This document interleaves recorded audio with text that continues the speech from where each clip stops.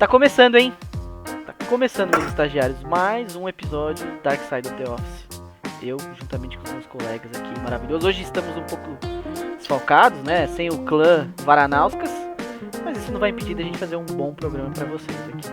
Por uma boa razão, diga-se de passagem. Por uma boa razão. Ah, inclusive, vamos aproveitar, né? Hoje, quinta-feira, dia 29 de abril, aniversário de Guilherme Varanauskas. Parabéns, Guilherme. Parabéns, Guizão. Parabéns. Nosso amado amigo que não veio gravar pra poder comemorar com a família dele, com a namorada e com o Pitbull, que é o verdadeiro amor da vida dele. Tá comendo uma lasanha de berinjela. Exato, que ele é light. Ele tá fino, né? O Guizão é o nosso ursão. Então, parabéns, Guilherme. Esse episódio é dedicado a você, mesmo que você não esteja aqui. Ele é pra você, tá? E pros nossos estagiários também. Pro episódio 004, a gente tem um tema aqui, legal comentar que o tema foi sugerido pela nossa audiência, nossa maravilhosa audiência, né? Sugeriu esse tema.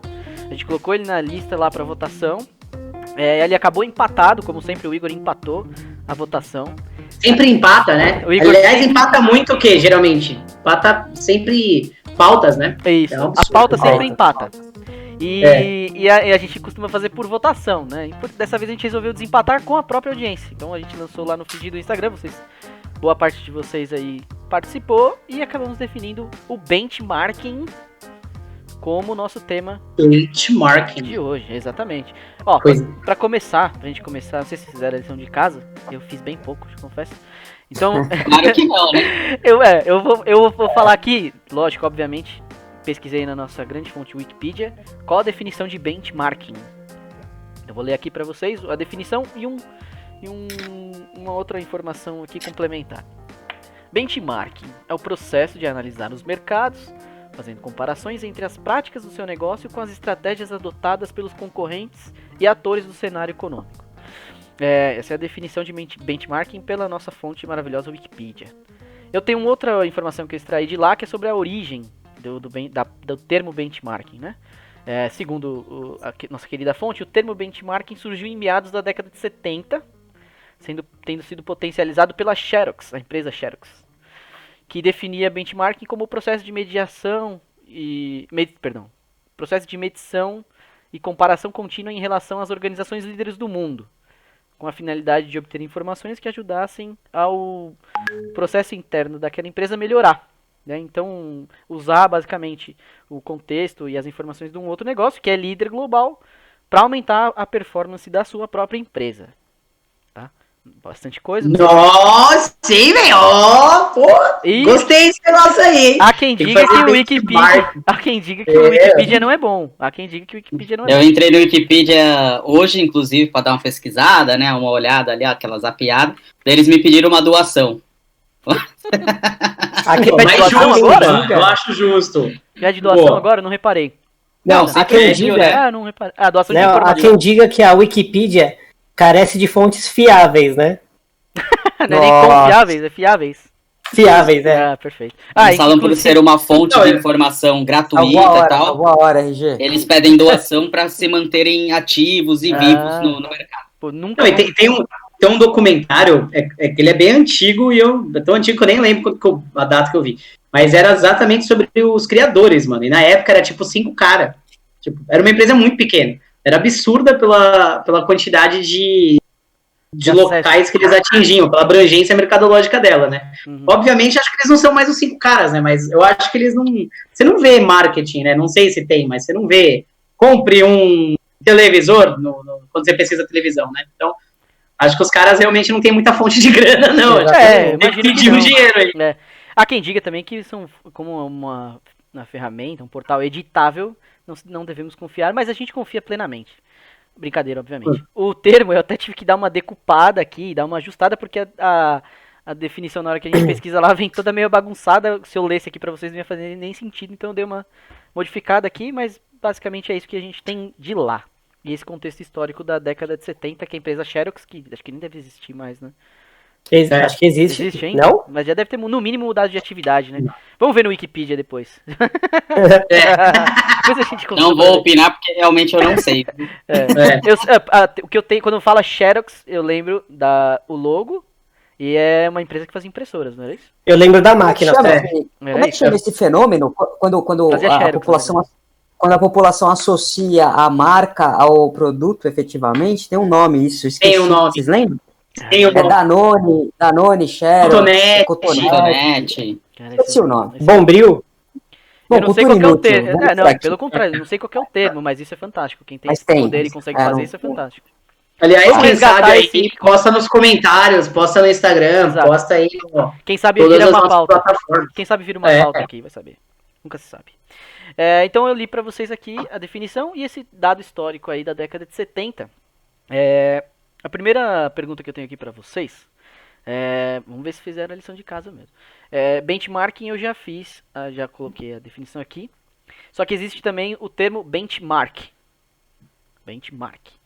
Que segundo o próprio Wikipedia são coisas totalmente distintas. Alguém sabe dizer o que é o benchmark? Eu tenho a definição aqui. Eu tive na faculdade, mas eu Pergunta boa, esqueci. hein, mano. Mas você Cara, esqueceu? Eu não faço sei- uma Então, ideia do que Segundo, Bom, eu sei aplicar, mas não sei eu estudei explicar. inglês na mesma escola de vocês, então eu acho que benchmarking é o ING. Então, tá Gerúndio. fazendo a ação. Gerúndio. É o gerúndio, isso. Benchmark não fez a ação ainda. É a prática, né? aliás, saudades. Muitas, hein? Aulas Muitas. na nossa De inglês, escola. né? Exato. Aulas... Eu acho que eram as aulas mais motivadoras que eu já tive Não, na vida sem de dúvida inglês. nenhuma, a melhor aula que eu já participei na minha vida eram as Ninguém aulas... aprendeu inglês, mas Você tá maluco? Eu aprendi inglês demais. Linguês.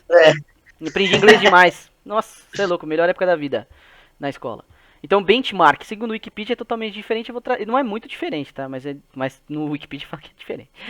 Benchmark é a estratégia utilizada para estabelecer parâmetros sobre um produto já existente. Ou em um produto novo, dando enfoque, destaque nas vantagens que aquele produto tem, naturalmente gerando uma valorização sobre ele.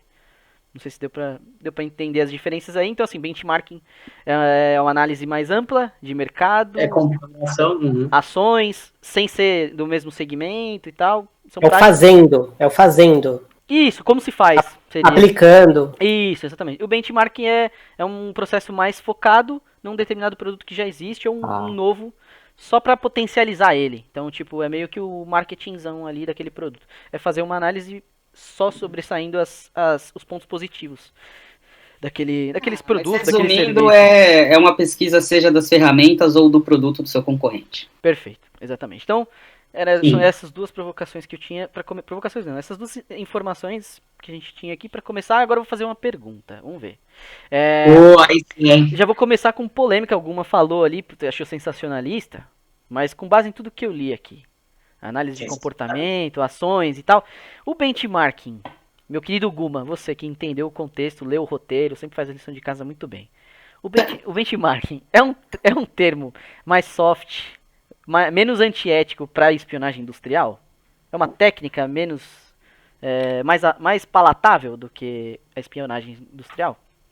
Não, na minha visão não. Eu acredito que seja um meio para você descobrir o que está dando certo, o que está dando errado no mercado, e para você saber se aquilo serve para sua empresa, se você vai conseguir se adaptar também. Você não pode cometer, na minha visão, simplesmente o erro de achar que está dando certo em um lugar e você vai implementar isso na sua empresa ou no seu, seja lá qual for o seu segmento, e vai dar certo para você. Você tem que analisar, estudar e ver, olha, funciona para ele, mas por que funciona para ele? Porque ele tem esse departamento, essas pessoas, eu tenho essa capacidade, eu tenho esse tamanho. Daí você vai fazendo os filtros e vê o que funciona para você, você implementa também. Agora não pode seguir como uma regra. Ah, todo mundo faz, eu vou fazer. Daí você vai tomar no cu, né? Essa aqui é a realidade. Não dá mais pra... Mas você vai o quê? O que acontece? Aí o Michael, Olha lá. aí o Michael vai tomar no cu grandão. Vai desmonetizar o vídeo assim, gente. Pô, velho, perdemos o quê? Quantos milhões foi, né? Aí tomamos Só todo esse mundo. palavrão aí já perdemos alguns milhares de dólares. Aí, tá louco. Pô, velho. Só, assim, aproveitando o gancho do que o Guma falou, eu só proponho uma coisa, que a gente desassocie a palavra benchmark ou benchmarking, marketing, certo? Marketing, o benchmarking. Calma aí, velho. Agora você falou a terceira palavra. Agora eu tô falando agora. Mano, Vamos desassociar. vamos benchmark, desassociar. benchmarking. Não, é benchmarking. Benchmarking não. Benchmarking. Benchmarking O senhor está falando Benchmarking. e benchmarking. Benchmarking. Um tem NG e o outro não tem. O marketing que você tá colocando, você tá colocando... O Zola caiu aí, ó. Já O voltou. Zola voltou. Já voltou. Mas vamos desassociar, fala aí, vamos desassociar. Desassociar das empresas necessariamente. Por quê? Ele também se refere ao mercado como um todo. Não a uma empresa específica ou algumas empresas, mas o comportamento do mercado. Isso daí ele pode ser levado também em função das pessoas que consomem os produtos ou serviços. Também. Não só das empresas, entendeu? Sim, é uma análise de consumidor, inclusive, né? Público-alvo Exatamente. e tudo mais. Exatamente. E, Michael? Sim, concordo totalmente com o Ranzinho. Na realidade, é uma pesquisa da sua concorrência e do seu próprio mercado, para você ter um autoconhecimento do que as pessoas estão fazendo e do que você pode fazer para melhorar o seu próprio negócio como um todo. Exatamente. Essa inclusive, pelas definições que eu vi, é até uma análise mais ampla. Por exemplo, analisar concorrentes entra lá também. Mas tem análise entre todas as ações, tem analisar o mercado em si. Empresas até de outro segmento, o que elas fazem, quais são as boas São práticas, vertentes, né? São vertentes da mesma coisa. É porque normalmente quando você acha alguma referência, diz, né, no Wikipedia você vai achar aí que eu vi, hein?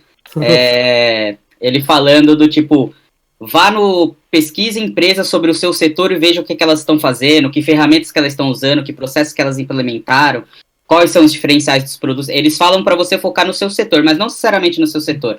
Você pode abranger um pouquinho mais, ver que ferramentas novas estão surgindo e que você pode implementar no seu setor, que pode ser uma novidade para você e você se destacar, ou você se aproveitar de alguma coisa que estão fazendo pro seu bem, né?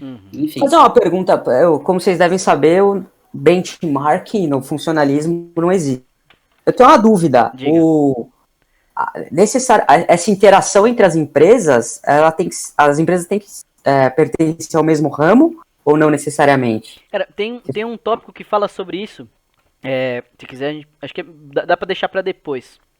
Que é um dos pilares do benchmarking aqui. Um dos 4 pilares, dentro de tudo que eu pesquisei, eu encontrei 4 pilares do benchmarking. Você sabe que são matérias meio... Assim, você encontra de tudo, né?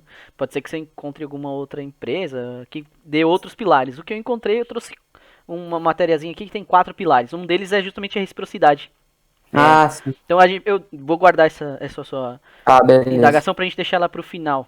Que é bem lá no tópico quando a gente fala da reciprocidade, inclusive, pra gente até começar a desmistificar um pouco. Vamos ver se eu consigo desmistificar um pouco o benchmarking. Vou tentar. Obviamente que a minha primeira interação aqui foi uma ironia, brincando, não é? Passar longe de ser espionagem industrial, exatamente, né? Que tem um outro contexto.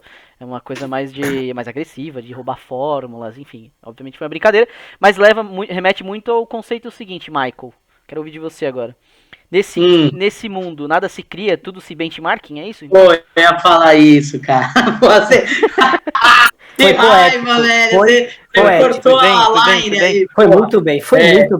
Eu ia citar exatamente. Recuperamos $1 milhão com esse tema aqui, vai dar um engajamento. Eu ia citar exatamente isso. E tem uma teoria que diz que uma sociedade saudável, ela geralmente é formada por 10% dos seus membros, dos seus cidadãos, seres disruptivos, né? Pessoas que vão criar coisa pra caralho. Datamaica, isso daí. E 80% de pessoas medianas e 10%, que é uma regra, de pessoas não muito eficientes, né? Então são 10% disruptivos, é isso? 10% disruptivos, 80% medíocres e 10% não eficientes, né? Quando você não balanceia isso muito, se, por exemplo, 50% da sociedade fosse disruptiva, você não tem o tempo da cópia.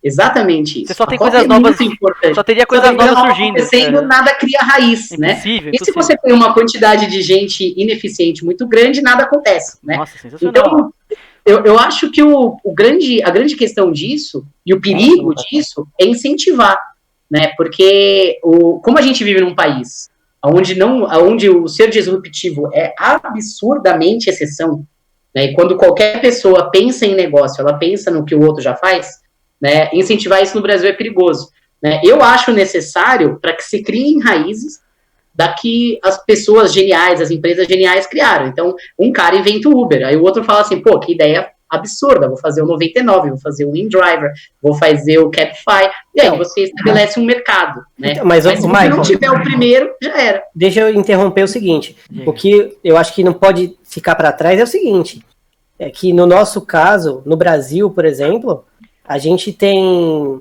muitas empresas do mesmo segmento e tem espaço para todo mundo ou quase todo mundo. Então, às vezes, você se apropriar de uma condição que fez sucesso de uma outra empresa não é assim tão ruim. Não é. Entendeu? O problema é isso em larga escala, né? Porque se ninguém inovar, aí você vai virar refém do cara que inovar. Mas assim, só defendendo... Não tô aqui para defender empresa nenhuma, mas eu tenho que defender nesse caso, porque é uma empresa... Então tá defendendo. Calma aí. Deixa que eu te defendo, vamos lá. Quadro, deixa que eu te defendo com Bruno Oliveira, vai. É que assim, a 99, ela nasceu de um caso um pouco diferente da Uber. Depois ela se tornou concorrente da Uber, né? Ela nasceu com o objetivo de dar voz aos taxistas, de ser fácil você chamar um táxi. Daí depois que ela criou o 99 Pop, hoje é concorrente Uber e blá blá blá. Mas a ideia central foi totalmente diferente. Então, são coisas diferentes ali no seu surgimento, né? Só pra ficar claro. Mas eu achei legal essa questão do equilíbrio que o Michael trouxe. Obviamente, eu não sei se o Data Michael tá 100%, se foi checado, que nem diria o pessoal, se foi checado ou pré-checado. Checado e pré-checado no Wikipedia. Não, mentira isso, 80%... Cara, eu vou te falar, eu não sei... Essa eu não lembro quem fez, mas Ivan, eu vou te falar, vamos supor que não seja. Mas tenta imaginar... Como você vai refutar isso? Não, e outra, qual foi a última pessoa que você conhece que inventou alguma coisa que foi disruptivo? Calma. Dá pra eu queria inventar uma coisa, mas é difícil. Não. Você teve contato com alguma pessoa que criou alguma coisa diferente? Se é 80%, assim, se é 10%, não sei. Pode ser que o dado em si não seja consistente, mas... Eu tive com 2 caras. Que é a exceção da exceção, mas sem dúvida assim, que é. Que é a exceção, né? Então, a pergunta que eu deixo, Michael, porque as pessoas confundem inovação com melhorias, né? Tipo, inovação pra mim é algo que, tipo, cara, eu totalmente algo novo, algo totalmente novo. É disruptivo, de fato. Agora diferente de você melhorar. Agora tem pessoas que pegam tecnologia, pegam e aprimoram. Né? E simplesmente serviços, né? Eu queria falar serviços, mas não tava conseguindo. Produtos, e simplesmente aprimoram, tipo, melhoram aquilo, ou fazem a inserção de tecnologia naquele serviço, produto, enfim. Então a questão é, eles foram inovadores ou eles melhoraram algo que existe? Exato. Que existe, no caso. Ótima observação. Responde essa aí, trouxa. Não, eu ia responder, aí o cara fala isso, mas deixa o outro, né? Quem vai responder, então? Quem é o trouxa? Não, faz todo sentido, Guminha, exatamente. O que sempre fica ruim pra mim, pelo menos o sentimento, eu obviamente não sou uma pessoa disruptiva. Até porque eu sempre olho o negócio pronto e falo assim, caralho, se eu tivesse que ideia, empresa, filha da puta de boa, hein? Por que eu não tive essa ideia antes? Mano, pra mim é sempre assim, eu nunca criei porra nenhuma, é só... Eu sou tão conservador que eu nunca seria disruptivo, entendeu? Fala, porra, acho que isso aqui alguém já fez. Deixa quieto. Agora vocês falaram, agora eu não Olha, mas o mercado prova que você melhorar um serviço ou produto é muito mais rentável do que você ter a ideia inicial. Sem dúvida, mas não é disruptivo, sem dúvida. Mas é lógico, porque se você tem a ideia inicial, o problema tá só com você que dá errado. O mercado não prova. O que ele prova é que o risco é muito maior, mas o benefício é muito maior de quem é disruptivo. Mas normalmente as empresas que alcançam o maior nível de sucesso não são as empresas que necessariamente inovaram no seu... Não é o primeiro, é do segundo pra frente. Eu concordo totalmente com o Uma nisso aí. Concordo totalmente. Mas assim, a gente não vai conseguir chegar numa regra sobre isso porque é muito relativo. Mas só a gente analisar o seguinte: se o segundo já sabe o que deu de problema no primeiro, ele não vai cometer o mesmo erro. E ainda vai aprimorar. Exato. Ainda vai aprimorar. Mas é igual você querer montar um sistema de chamada por aplicativo de carro agora. O Uber já tá muito na sua frente. Já tem 500. Ou montar um iPhone agora. Não, é isso que eu tô falando. Pra mim, sempre vai ser mais foda quem inventou. Na minha visão. Bem, Por mais gente, que tenha sido uma ideia que nasceu e morreu em 6 meses ali. Mas Aí se veio for- outro, resgatou É. e melhorou. Mas Não, pra mim o mas cara bem, foda mesmo é aquele mas, cara lá gente, que inventou, na minha O visão. tempo que você demora para apresentar uma solução de alguma coisa que já existe, ele também determina se você vai ter sucesso ou não. Não adianta um cara, igual o Maicon falou, eu concordo, chegar e falar agora, ó, tem um aplicativo aqui, ó, que ele faz o mesmo que o 99 e o Uber. Porra, já passou Cara, tanto tempo, cara. E que esse exercício não tem mais é tão valor. difícil. Tipo, É, pensar em algo novo, Criar cara. alguma coisa. Eu Vou- acho que vou- todo vou- mundo numa conversa de bar, assim, com os brothers, já falaram, mano, vamos pensar num negócio novo pra gente ganhar dinheiro. Todo mundo um dia já passou Sim. por isso, eu acho. E é Até muito hoje. difícil. Até hoje. Eu tenho uma coisa nova, Bora, mas a gente bora. fala depois. Tá bom, quero ver depois. Quero Fala ver. em Vamos off, ver se- hein? vamos ver se é disruptivo mesmo. Eu já usando falei. Um exemplo, Se for, eu ó, topo. Só isso. Sem ver. Usando um eu também. exemplo do próprio iFood. Ele veio com essa de entrega de comida ali pelo aplicativo e tal, trazendo como se fosse um marketplace. Como se fosse, não, ele de vários restaurantes ali para fazerem as entregas e tal. Só que ele lançou um MVP ali, cara, totalmente curto. Ele não aceitava pelo aplicativo. Você paga. Hoje ele foi criando o corpo, né, ali. Então hoje ele se tornou tipo o iFood, é um negócio monstruoso, Graças à gigante. pandemia também, né? É. Deu um Mas antes da pandemia, ele já estava bem grande, assim, tipo, nas questões de funcionalidades do aplicativo. Aplicativo. Do Só um aplicativo. E Só um uma parênteses. questão do iFood que foi crucial para o sucesso dele é o nosso aniversariante de hoje, o Guilherme Varanauskas, né? Que... Ele financia o iFood.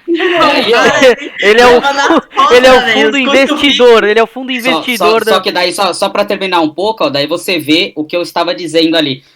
O Rappi, por exemplo, ele não inventou isso, todo esse sistema. O iFood, nesse caso, foi o disruptivo. Eu nem sei se foi ou não disruptivo, mas eu acredito que seja o primeiro ali, sei lá. Naquela, não tem. O Que eu me Data lembro, Michael o primeiro aí, é esse. o Data Michael aí depois pode fornecer pra gente os dados mais. Cara, eu mais lembro na época corretos. quando o iFood começou a pegar, surgiu junto, assim, acho que era Glovo, alguma coisa assim. Ainda tem.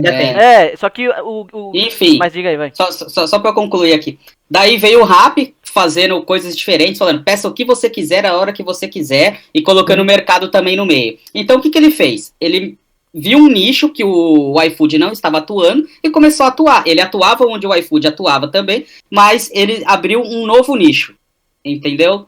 Então ele, na realidade, ele pegou ali e melhorou alguns pontos que poderiam ser melhorados que o iFood não via, ou então ele não via a necessidade de atuar. Isso acontece mas muito, às vezes a empresa pega uma coisa, né, que está sendo desenvolvida, criada ali, aí já alguém que tem muito dinheiro para investir, já coloca para fazer um igual, e aí, como tem uma capacidade de investimento muito grande, coloca muito marketing em cima, suprime a ideia inicial. Mas, ó, Acontece. duas tem vários coisas. negócios, acontece. Uma pessoa muito próxima a mim, ela conhece uma pessoa que trabalha no iFood.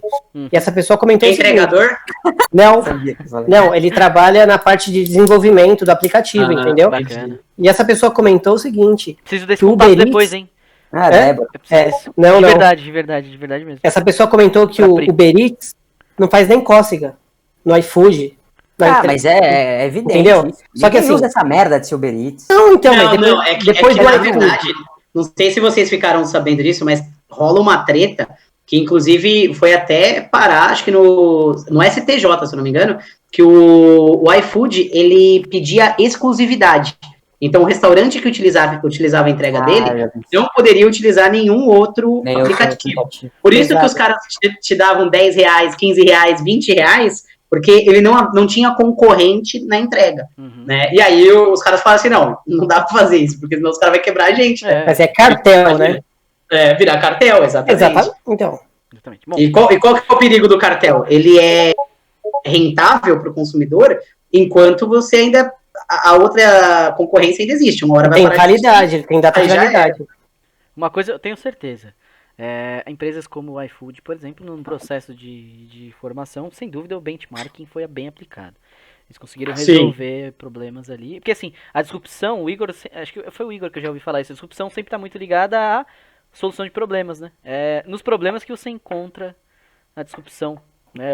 Resolver um problema. Aliás, o Igor não falou nada até Então, é agora. isso que eu ia falar, né? eu ia passar pra ele agora exatamente. Não, eu desculpa interromper, mas assim, só indo na linha do que você falou, Cauê, é o seguinte, Diga. eu acho que a disrupção, ela também está muito alinhada ao modelo de gestão. Porque às vezes, tipo, como eu falei, eu não seria disruptivo, eu não sou disruptivo. Você é um cara conservador. Entendeu? Então, Você é só que assim, moleque, você é moleque. tem pessoas que eu sei que se tivessem uma ideia, elas iam levar pra frente, entendeu? Eu vou te falar que eu acho que a disrupção não tá em ser conservador ou ser arrojado. Eu acho que não.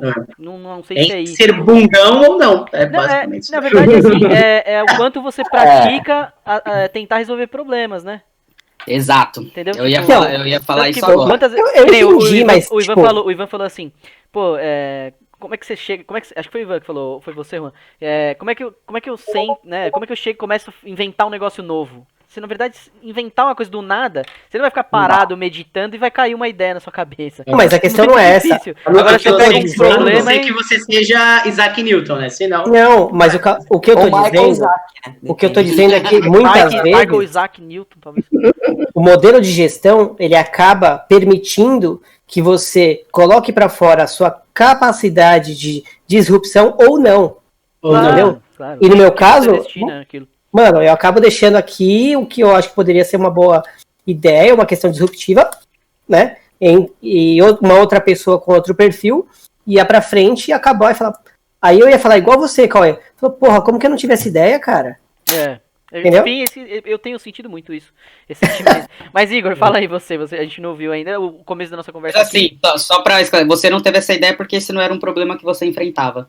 Não. Você não entendeu. Pode ser. Você teve a ideia, mas não considerou que ela fosse uma ideia ímpar, que ninguém teve, e você não foi pra Mas é frente. porque você não dava de frente com esse problema, porque a ideia ela surge pra você resolver problema. Eu nunca parei pra pensar. Eu nunca, em nenhum momento da minha vida, eu parei pra pensar assim. Pô, eu não queria sair pra comer no restaurante, queria que ele viesse até mim. Entendeu? Basicamente, Exatamente.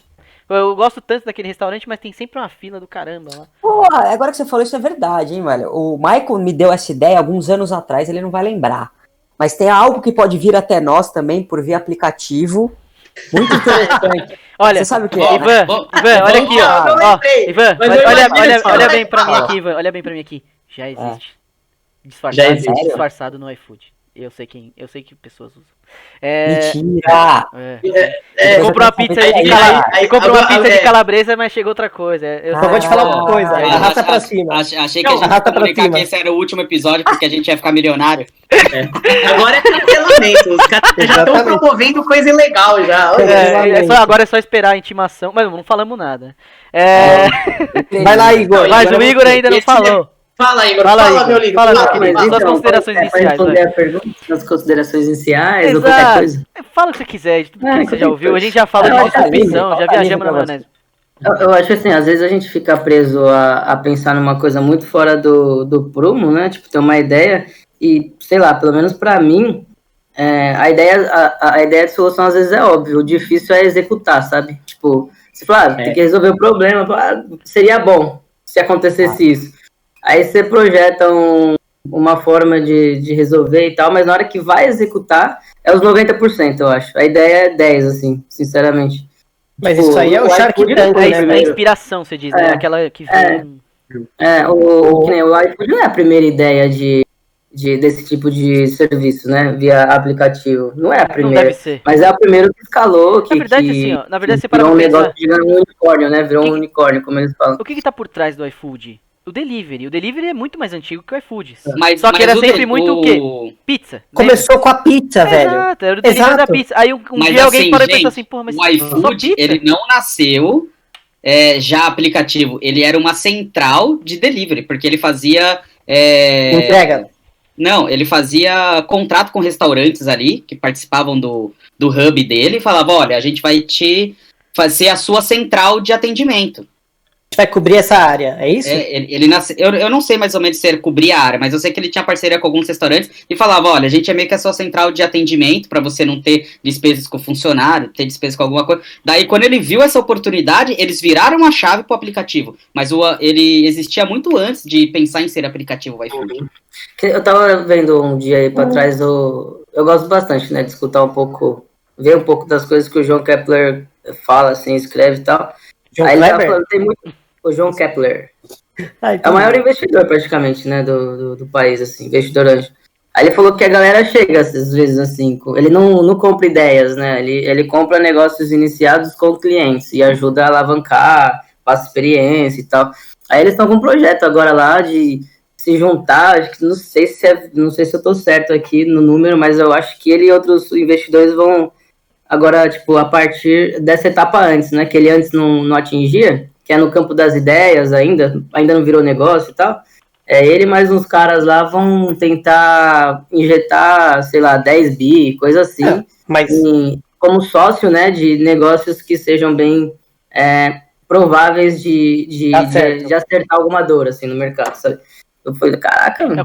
Mas a gente faria isso se a gente tivesse dinheiro, é a mesma coisa. O João Kepler, que é conhecido como o homem das 1000 startups. Ele assumiu que dificilmente vai conseguir ser disruptivo, então ele volta comprando as ideias dos outros. Brincadeira. É um grande investidor. É um grande investidor. Chamado.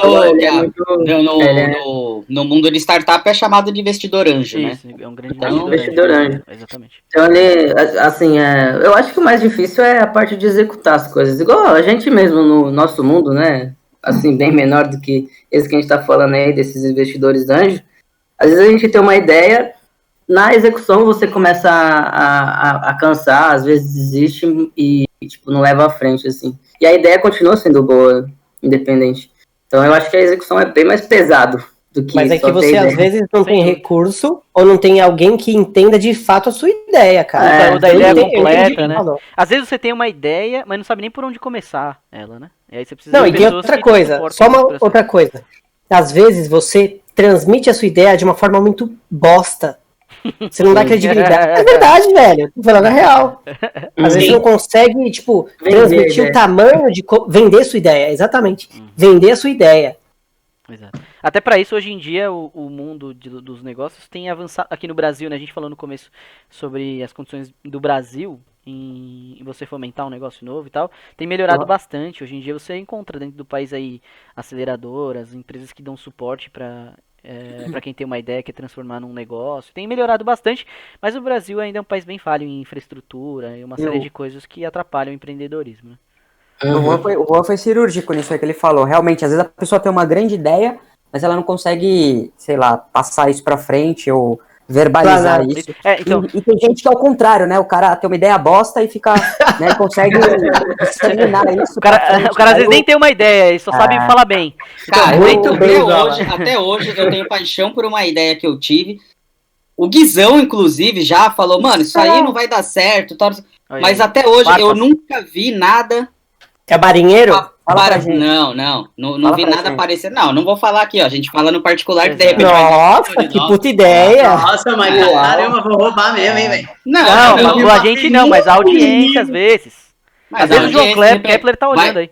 Vai que a gente não teve um olhar aí do money, entendeu? De repente a gente conversa e traz uma luz aí, a gente fica rico junto. Faz um questionário, Cauê. Quem quer saber a ideia do Guma? Nos bastidores faz um questionário. Já tem uma do Juan. Instagram. Já tem uma do Juan. Então, depois que a gente encerrar aqui, já tem o Juan, vai explanar a dele e você fala a sua também, Guma. Tá bom?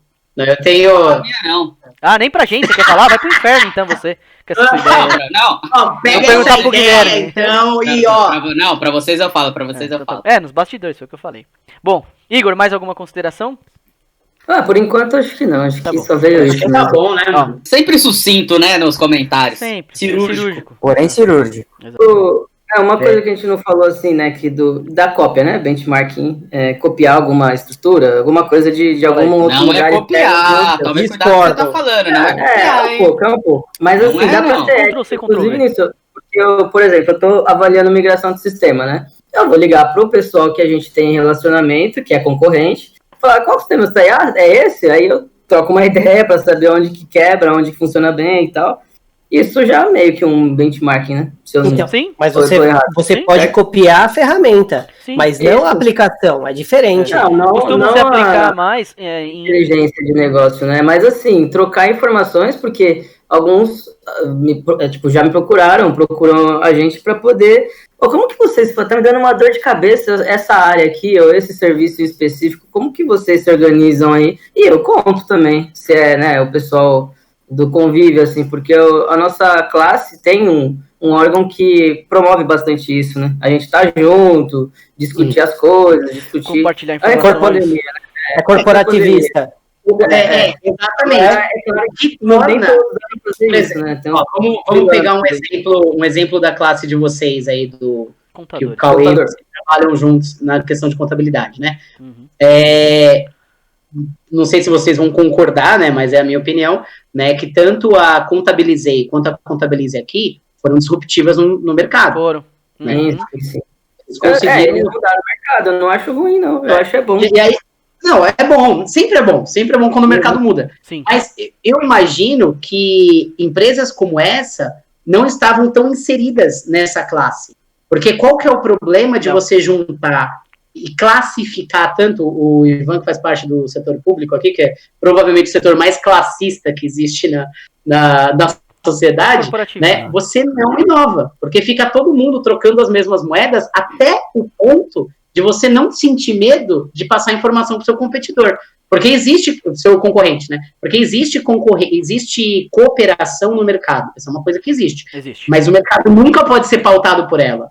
Ele é pautado pela concorrência. Exato. Né? Então, isso é uma questão muito principalmente latente. no mercado brasileiro, onde existe a questão da índole totalmente, né? Sim, questionável. Porque eu confio no brasileiro, que ela fala assim, aí, tá funcionando esse negócio da sujeira? Vamos ser sinceros, falamos disso antes de começar a gravação. Mas o povo brasileiro não é confiável. Não é mas eu posso só dar um pitaco. Eu assim, se eu fosse o ouvinte, não acreditaria em nada que a gente fala. A gente é brasileiro, pode ser tudo mentira. Porque é todo mundo brasileiro. Mas assim, é que vocês, de um modo geral, ou na maioria, vamos dizer assim, trabalham, o Ivan no setor público e vocês, os demais, né, no setor de serviços. Trabalham um pouco. Eu trabalho na indústria, Sim. né?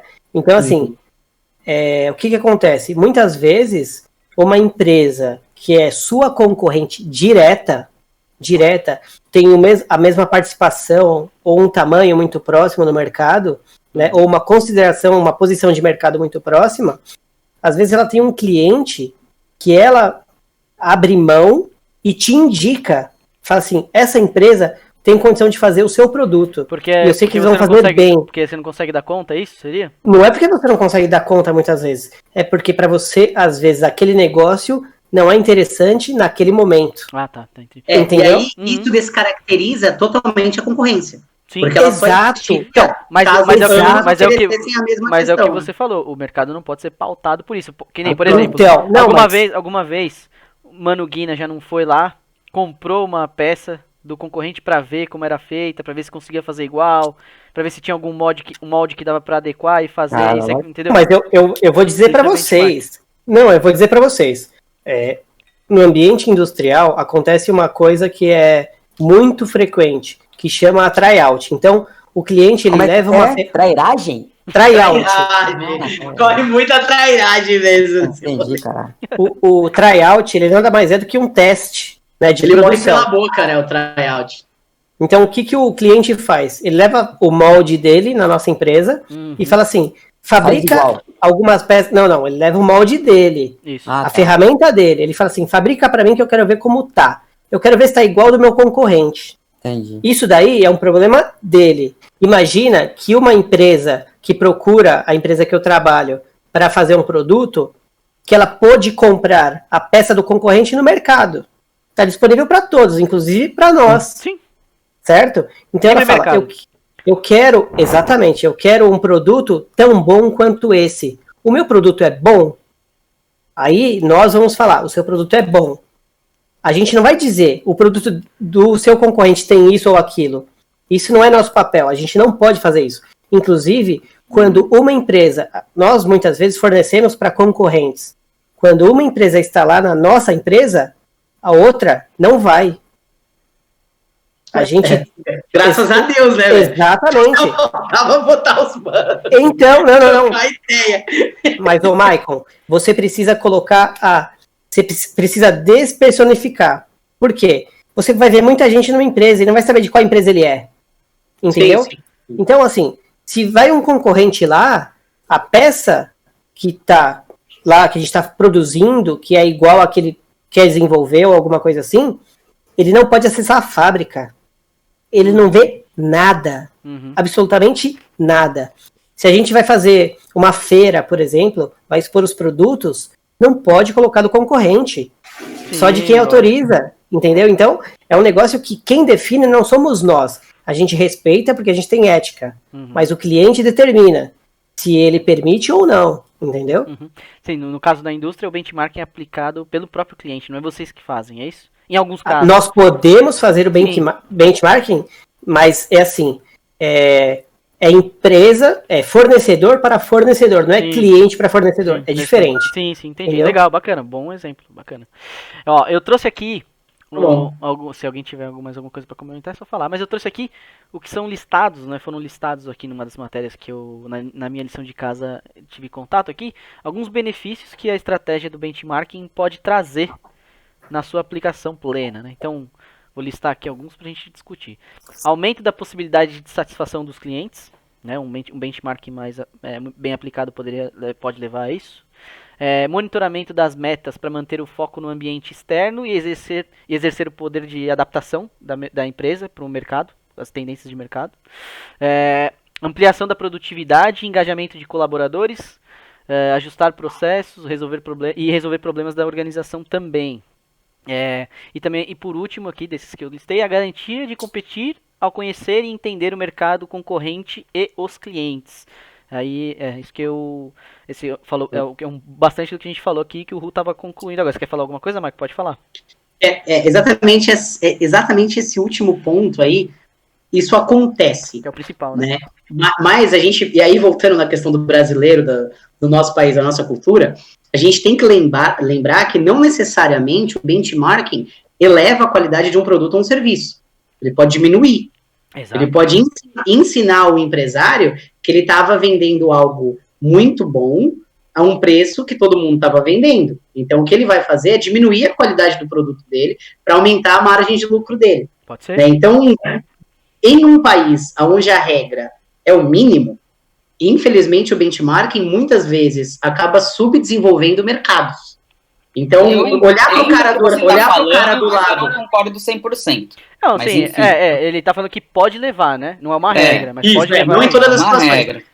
Olhar para o cara do lado, às vezes, e eu creio que até a maioria das vezes, acaba você vendo o cara que ganha dinheiro e oferece um serviço ou um produto a um custo alto, com uma qualidade muitas vezes duvidosa. E, infelizmente, isso dá muito dinheiro. Isso dá muito. Fala aí, Igor, pode falar. Não, eu ia perguntar se dessa parte que o Michael puxou, o Instituto tem algum percentual. Instituto. Data Michael. Obviamente. O Data Michael, ele se absorve de outros institutos, aliás, muito bons, como Folha, Ibope, ali, ó. Super bom. Cara, eu vou te falar que se ele estivesse delirando, eu seria o primeiro a comentar aqui. Mas faz sentido, que nem o Guma falou, eu concordo, não totalmente, porque eu sou um cara meio otimista, assim. Uma coisa legal que o Michael falou, e que é sim uma prática empresarial, a gente tem contato com muito empresário, a prática do mínimo, mínimo em qualidade para ter maior rentabilidade, é uma prática de mercado sim. Eu não sou louco ao ponto de frisar os percentuais que nem o Michael, que nem o Data Michael, mas dos empresários que a gente tem contato, tem sim uma prática institucional, na grande maioria, do mínimo possível para se ter maior rentabilidade. Muito dessa parte forçada por conta da estrutura tributária brasileira, que é muito alta. Pesada, alta, encargos. E complicada. E complexa e tudo mais. Isso pressiona para que as empresas tenham essa prática que o Michael falou, é verdade. Só que existe... Desculpa te interromper, mas isso já não foi institucionalizado pelo próprio Estado? Quando ele coloca essas certificações ISO 9001, ISO 9000 não sei o quê? Ou não? Não tem, são coisas distintas. A ISO, essas paradas estão mais ligadas à qualidade... Qualidade não tem a ver com rentabilidade, né? Você pode ter um produto de qualidade, só que ele é o mínimo possível de qualidade. Só um pouquinho. Desculpa, é isso que o Michael falou. Certificação ISO garante que o processo vai ser feito com qualidade. Ele se refere propriamente a processo. Quer dizer que você segue um processo adequado, um processo que ele não tem ou tem mínimas variações, Exato. e isso, no final das contas, ele te Habilita leva, a te atuar no habilita, né? E te mostra que, assim, com um processo adequado, um processo seguido de acordo com o que você tem de parâmetro aqui, você vai ter um produto bom, Inclusive- entendeu? Você não vai ter problema. Inclusive, a questão do mínimo, a prática do mínimo possível, que o Michael falou, é verdade. Existe sim uma coisa uma prática institucionalizada do mínimo possível, porque a cadeia empresarial, produtiva, de serviço, é pressionada pela demanda do mercado, o custo para você conseguir fazer tudo acontecer. Só que existe hoje uma tendência ainda é um percentual bem baixo, eu não vou arriscar falar em números, mas existe uma... Pergunta pro Data Michael aí que ele responde. Eu não sou louco esse ponto. Não necessariamente tudo, mas Existe uma tendência das empresas cada vez olharem mais, considera, tá bom, a carga tributária é pesada, mas eu vou ter que conviver com ela, e eu como empresário, o meu foco é entregar uma coisa de qualidade. Hoje já tem um movimento de mercado assim, viu, Michael? Existe esperança para o mercado brasileiro. Concordo. Eu acho que se a gente tivesse regras melhores, carga tributária mais adequada, tudo isso, um sistema econômico que desse condições, o brasileiro conseguiria evoluir ainda mais, tá? Nesse sentido, porque o capital é a grande gana de todo mundo aí, então fatalmente isso seria elevado, a gente conseguiria elevar. Mesmo com esse ambiente todo prejudicial, a gente tem grandes ideias surgindo aqui, a gente tem empresas... Desfavorável. Quando É você tudo abre uma empresa, pra você te tem ferrar, tudo pra dar errado. Tudo que vem é pra dar errado, mas Exatamente. há quem consiga Tem sobreviver. Cauê, eu queria comentar uma questão sobre as certificações que a gente estava falando aí, mas pegar um pouco o gancho do setor público nisso, né? Porque... Não necessariamente é o setor público, mas a influência do setor público sobre o setor privado em regulamentações mercadológicas, né? Isso aqui é dado público, quem quiser, esse dado é dado público mesmo, né? Data Michael. Durante os processos da Lava Jato, ficou nítido como grandes empresas brasileiras de commodities e outros ramos setoriais, eles faziam algo que aparentemente era muito ilógico, porque eles forçavam uma pressão política para se ter uma aprovação de mais regulamentação, porque é uma coisa muito ilógica para um empresário, né? Se a gente for parar para pensar qual empresário quer mais regulamentação sobre o seu setor, muito simples, né? O maior, o cara que está ali no topo da cadeia alimentar, porque quanto mais regulamentação tiver, ele destrói o concorrente dele com uma caneta. A hora que você fala que para vender frango você precisa ter a refrigeração tal, no metro X, e precisa entregar com um caminhão X, você já cortou metade do mercado. E automaticamente você favorece quem é mais poderoso, tem mais dinheiro, consegue se adequar e se adaptar mais rápido. Exatamente. Então, existe uma... Eu adoraria poder opinar, mas eu não posso, porque senão eu vou foder. Cara, a pauta é livre pra você, Guma. Você pode falar o que você quiser. Não, mas é que é outra... A gente tá aqui pra falar o que a gente pensa, velho. Não. Então, pra gente caminhar pro final aqui, não que esteja acabando, porque essa última discussão que eu trouxe... Eu falei os benefícios lá, acho que não... Se vocês tiverem alguma coisa, se quiser eu repito aqui os benefícios. Mas também são todos bem subjetivos. Quando eu comecei a ver esses benefícios aqui listados, eu comecei a lembrar da definição de coaching lá, que a gente pontuou. Pesado. É muito subjetivo e tal, mas, enfim, pra gente caminhar pro nosso fim aqui, mas ainda tem uma caminhada. Eu falei pra vocês um pouco antes que eu tinha achado uma matéria dizendo 4 pilares do benchmarking, né? Aí, eu vou ler, são 4, eu vou ler a definição dos 4. Aqui eu achei aqui, aparentemente são mais, hein? Mas enfim, eu achei 4. Tudo abobrinha. Eu achei 4. Eu uso o que eu achei legal. Eu achei legal. Porque, assim, acho que a gente pode discutir um por um, Cauê, em vez de você falar os 4 por vez. É isso que eu ia propor. Eu vou ler a definição e a gente discute eles aqui. E lembrando, assim, benchmark é um conjunto de ações, né? Não existe uma ferramenta benchmark, né? Não é só uma definição. São várias, então, na internet... Tipo ser coach, né? Uma coisa confiável, assim. Você vai achar em livro, internet, uma porrada de classificações. Piada alguma, piada. Ó, e aí acabar com o clima já do bagulho. a primeira delas, são 4. reciprocidade, analogia, medição e validade. Vamos começar por reciprocidade aqui. Empresas devem estar dispostas a compartilhar informações e dados. Falamos sobre isso aqui já. Sem que exista o medo de que a empresa que está recebendo as informações possa fazer mau uso ou desvirtuar as informações que ela recebe ali. Então vamos falar um pouco sobre a reciprocidade. Então, se eu puder começar, se você me permite. Você quer começar? Então fala sobre reciprocidade. Você. Depois a gente passa Bom, por como Igor. Tá.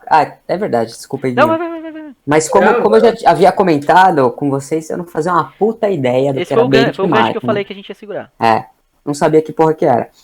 E, cara, eu já vi várias vezes a Vanessa receber, assim, pessoas contactarem ela pra justamente fazerem esse benchmarking com a Natura, né, que é a empresa onde ela trabalha. Não sei se eu podia falar a empresa. Pode, né? Quer saber mais? Assiste nosso podcast sobre RH. É isso aí, muito bem, Guma. Bem, Tudo bem. E aí, cara, na curiosidade de entender como funciona esse processo e tal, eu questionei ela pra saber até qual era a margem de liberdade que ela tinha de passar as informações, entendeu? Pra empresa que entrava em contato e queria saber alguma coisa do processo e tal.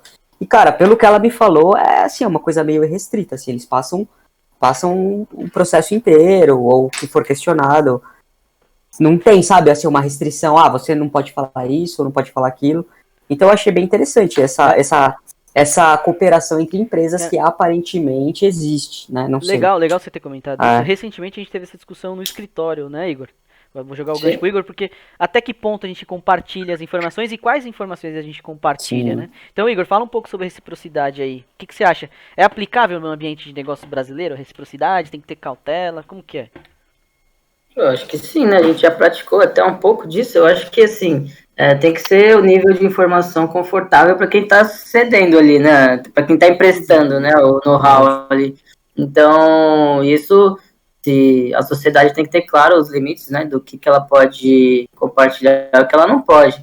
Então, passar lógica de gestão, essas coisas assim, não sei, né? Tem que estar de comum acordo ali com todos os envolvidos, assim. Mas eu acho que é saudável, né? Porque da nossa experiência, né? Que é uma parcela bem pequena do mundo que a gente tem aí de negócios. Mas a nossa experiência, quanto mais pessoas voltadas a aprimorar a gestão, a ser exemplo em algum aspecto, assim, mais fica inibido aquele outro lado do mercado, sabe? Aquele outro extremo que tá esculhambando com tudo, é informal em tudo, joga para baixo qualquer prática de gestão e tal.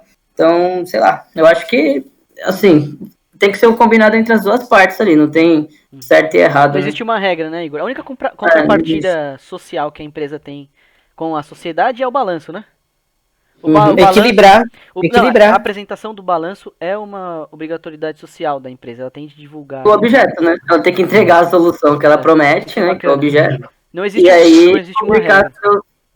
Publicar suas mutações, né? Assim, deixar à disposição do usuário o quanto ela tá rica, equilibrada ou não, né? Isso, esses dados são passíveis de solicitação mesmo. E assim, aí não existe uma regra, viu, Ivan? Você perguntou, vai de empresa para empresa, tem empresa que é extremamente fechada, não abre nenhum número, tem empresa que abre tudo, fala, não, se você quiser, minha vida é um livro aberto aqui, ó. Você pode vir, eu te falo tudo. Quanto que é meu ROI, tudo que você quiser você vai saber. Entendi. Tem empresa que idosa, filtra e tal. Pra você ter uma ideia, na Juscom mesmo, o nosso censo hoje, ele é aberto. Lógico, ele não é completo, mas tem muita informação ali, detalhe de... Muita informação. Disponível. Clientes, faturamento global dos nossos, não separado, né, mas do total da carteira inteira, isso aí a gente tem disponível, é aberto. E então, é uma decisão nossa, no fim das contas é uma decisão nossa compartilhar. Sim, lógico. Né? Mas isso é disponibilizado para quem? Só para fornecedor ou para cliente ou para quem quer que seja? Todo mundo que está na rede de informações da Juscom, então seja fornecedor, cliente e alguém que se inscreva na nossa newsletter lá recebe. Então, mas aí cria cancha, aí cria participação, cria engajamento. Fala, essa empresa é fera, cara. Ela não tem entendeu? medo, ela é transparente, ela não tem medo de se... Exatamente, isso daí é muito positivo, eu acho. E acontece... Começa pelo Red, né? O Red é bom, o Red. Tá aqui com a gente, aqui, ó. O Red tá aqui. É um grande Red. Guminha. O Redão. Guminha, fala um pouco aí da reciprocidade. O que você Porque o ambiente tóxico, o ambiente empresarial brasileiro pode ser um pouco tóxico em algumas atividades. Como que funciona? O que você acha da reciprocidade? É totalmente só fa- aplicável? Mas- Na pergunta. Mas enfim, respondendo o que o nosso Cauê aqui perguntou, eu acho muito válido, acho bacana. E, cara, eu na realidade, todas as empresas que procuram os seus concorrentes de forma aberta para ver como que tá funcionando, para saber de ferramentas, saber de processos, eu acho muito válido.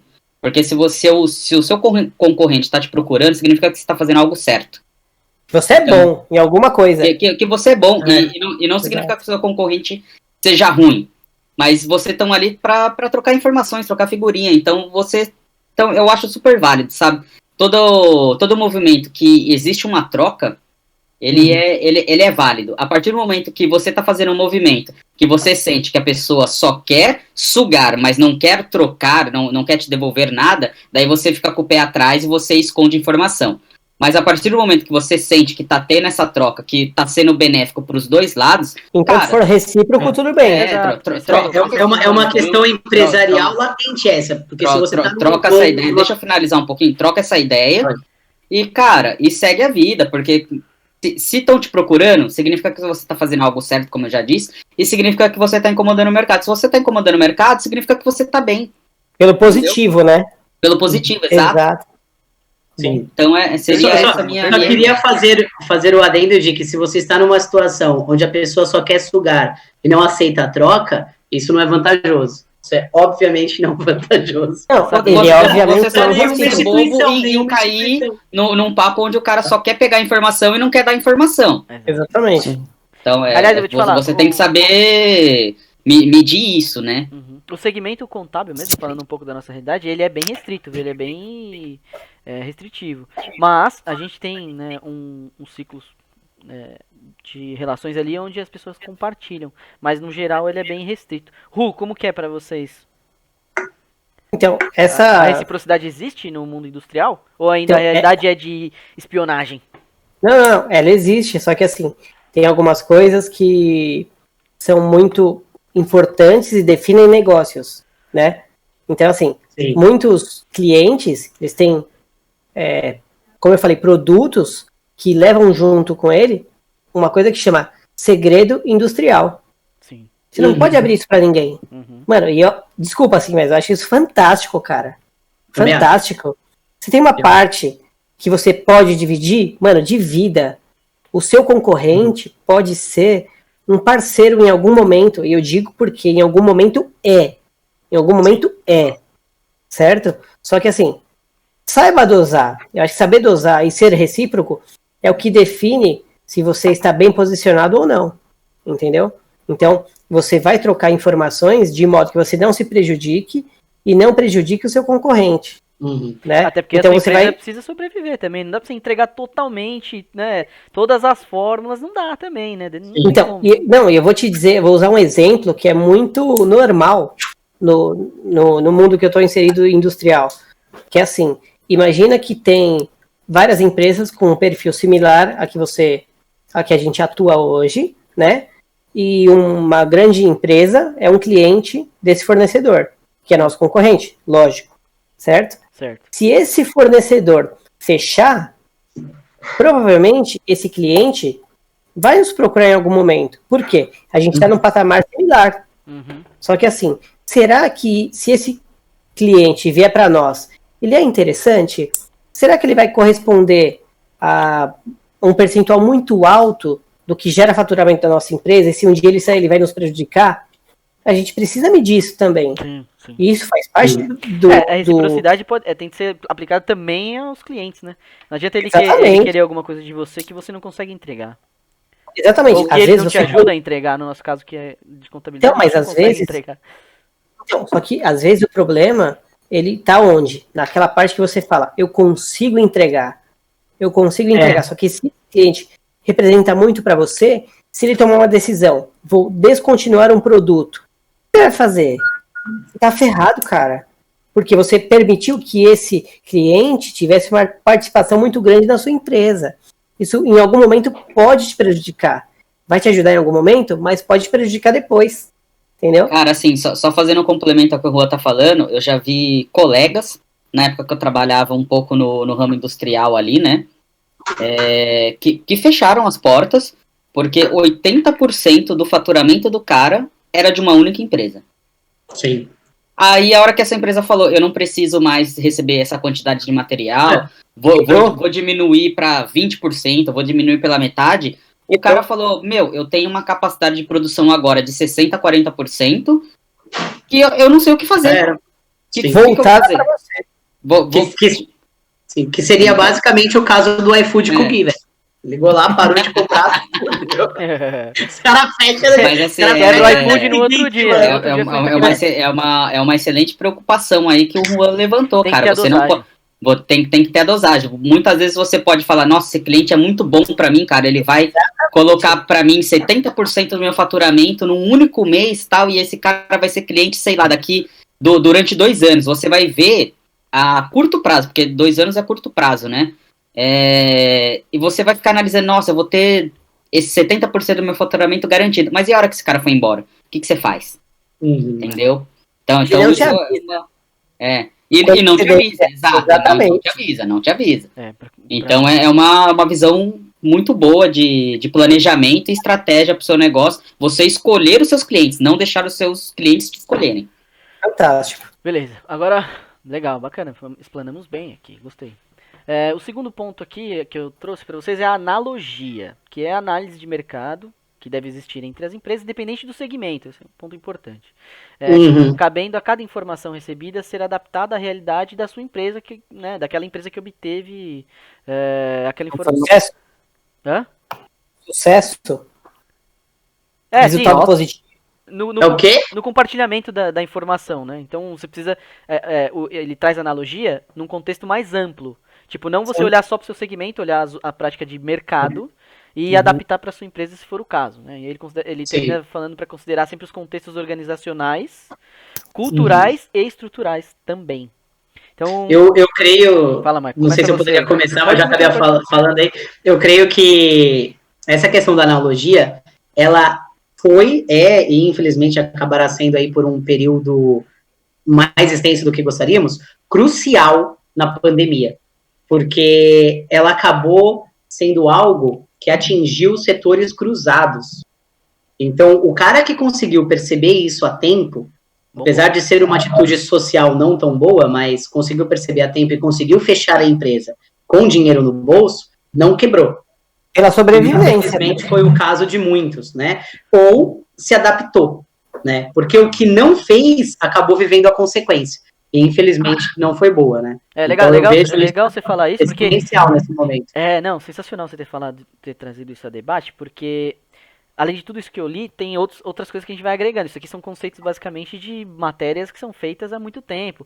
Aí dentro da analogia agora, além do conceito organizacional, cultural e estrutural, tem esses problemas que a gente pode se deparar, que nem, por exemplo, uma pandemia. Né? Então isso vai ampliando cada vez mais. Ru, o que você acha aí sobre a analogia? Como que você acha que dá para adaptar isso? Como que você enxerga uma empresa com uma atividade totalmente diferente da sua? E o que você consegue enxergar de contexto para trazer para dentro do setor de vocês lá? Como fazer isso? Como adaptar isso? Eu acho que assim, a questão da analogia, a gente pode aplicar em um conceito mais abrangente, certo? E naturalmente menos específico. Então, assim, como eu estou numa empresa que ela é puramente técnica, se eu puxar alguma coisa de outro setor, talvez eu não consiga aplicar porque é uma empresa técnica. Sim. Certo? Só que assim, a questão da gestão, eu acho que ela ainda é muito importante. Então, um modelo de gestão que dá certo em empresas de outros segmentos, posso trazer para dentro. Eu acho que isso é muito importante. Segmentos, né? Exatamente. Não, é sensacional, porque para a indústria eu acho que é onde mais vai pegar. Porque assim, as indústrias têm um perfil, aí você me corrige, não estou falando que é o contexto de vocês, mas pelo que a gente tem de experiência, é sempre um contexto mais bruto, de uma rotatividade de colaboradores, por exemplo, sempre muito alta, pouco cuidado com as pessoas, né? Então, existem tendências de empresas de segmentos distintos que dão uma forçada de mercado para você se adaptar e começar a tratar melhor as pessoas, a gestão delas, por exemplo, né? Então, um bom ponto que você colocou. É que assim, entrando no que você falou, né, junto com o que eu comentei, é o seguinte, muitas vezes um funcionário que opta em se desligar da empresa que eu estou hoje, ele vai para uma empresa do mesmo nicho, né, do mesmo segmento. Por quê? Porque ele tem experiência, porque ele pode colocar no currículo dele que ele trabalhou numa empresa do mesmo segmento, e isso conta muito, certo? É o que vai pesar efetivamente pro currículo dele lá. Exatamente. Só que muitas vezes a gente já sabe que esse funcionário ou ex-funcionário ele pode nos procurar no futuro. Por quê? Porque a empresa para a qual ele foi se colocar à disposição tem um perfil muito diferente, né? Ou oferece coisas muito diferentes do que a gente oferece. E eu não estou dizendo que nós somos a melhor empresa para se trabalhar no segmento. Não é isso que eu estou falando. A gente tem dificuldades, tem carências, né? Mas muitas coisas que o funcionário não percebe como valor, certo? Ele pode achar importante na nossa empresa. Sim. Entendeu? Ele fala, poxa, eu não tenho isso aqui na empresa que eu fui procurar, mas naquela eu tinha. E isso acontece de funcionário, como é muito operacional em alguns sentidos, em alguns setores, né? Tem a parte técnica, como eu falei, mas na questão operacional, propriamente dita, muitos funcionários saem e, tipo, passa 2 anos, 3 anos, eles mandam um currículo, não pedindo para voltar, mas procurando uma recolocação. Precisa pagar a conta, né? Exatamente. E, Gor, você agora.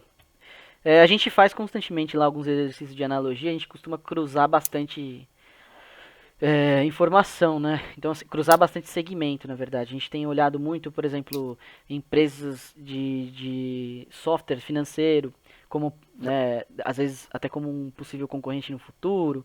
A gente tem tido discussões sobre aspectos culturais, organizacionais e de empresas. Eu queria saber de você, assim, da dificuldade que às vezes, você pegar, às vezes com uma limitação que você tem, orçamentária, ou às vezes de tempo mesmo, para você ter que rodar uma empresa menor, e você pegar um conceito de uma empresa que é gigante, que tem uma estrutura absurda, que ajuda muito, ajuda muito e tem muito dinheiro a fazer rodar naquela empresa. Como que você consegue, como que é esse desafio de adaptar uma coisa de uma empresa muito grande para uma empresa menor? Né? Quais são os desafios aí? O que você acha sobre isso?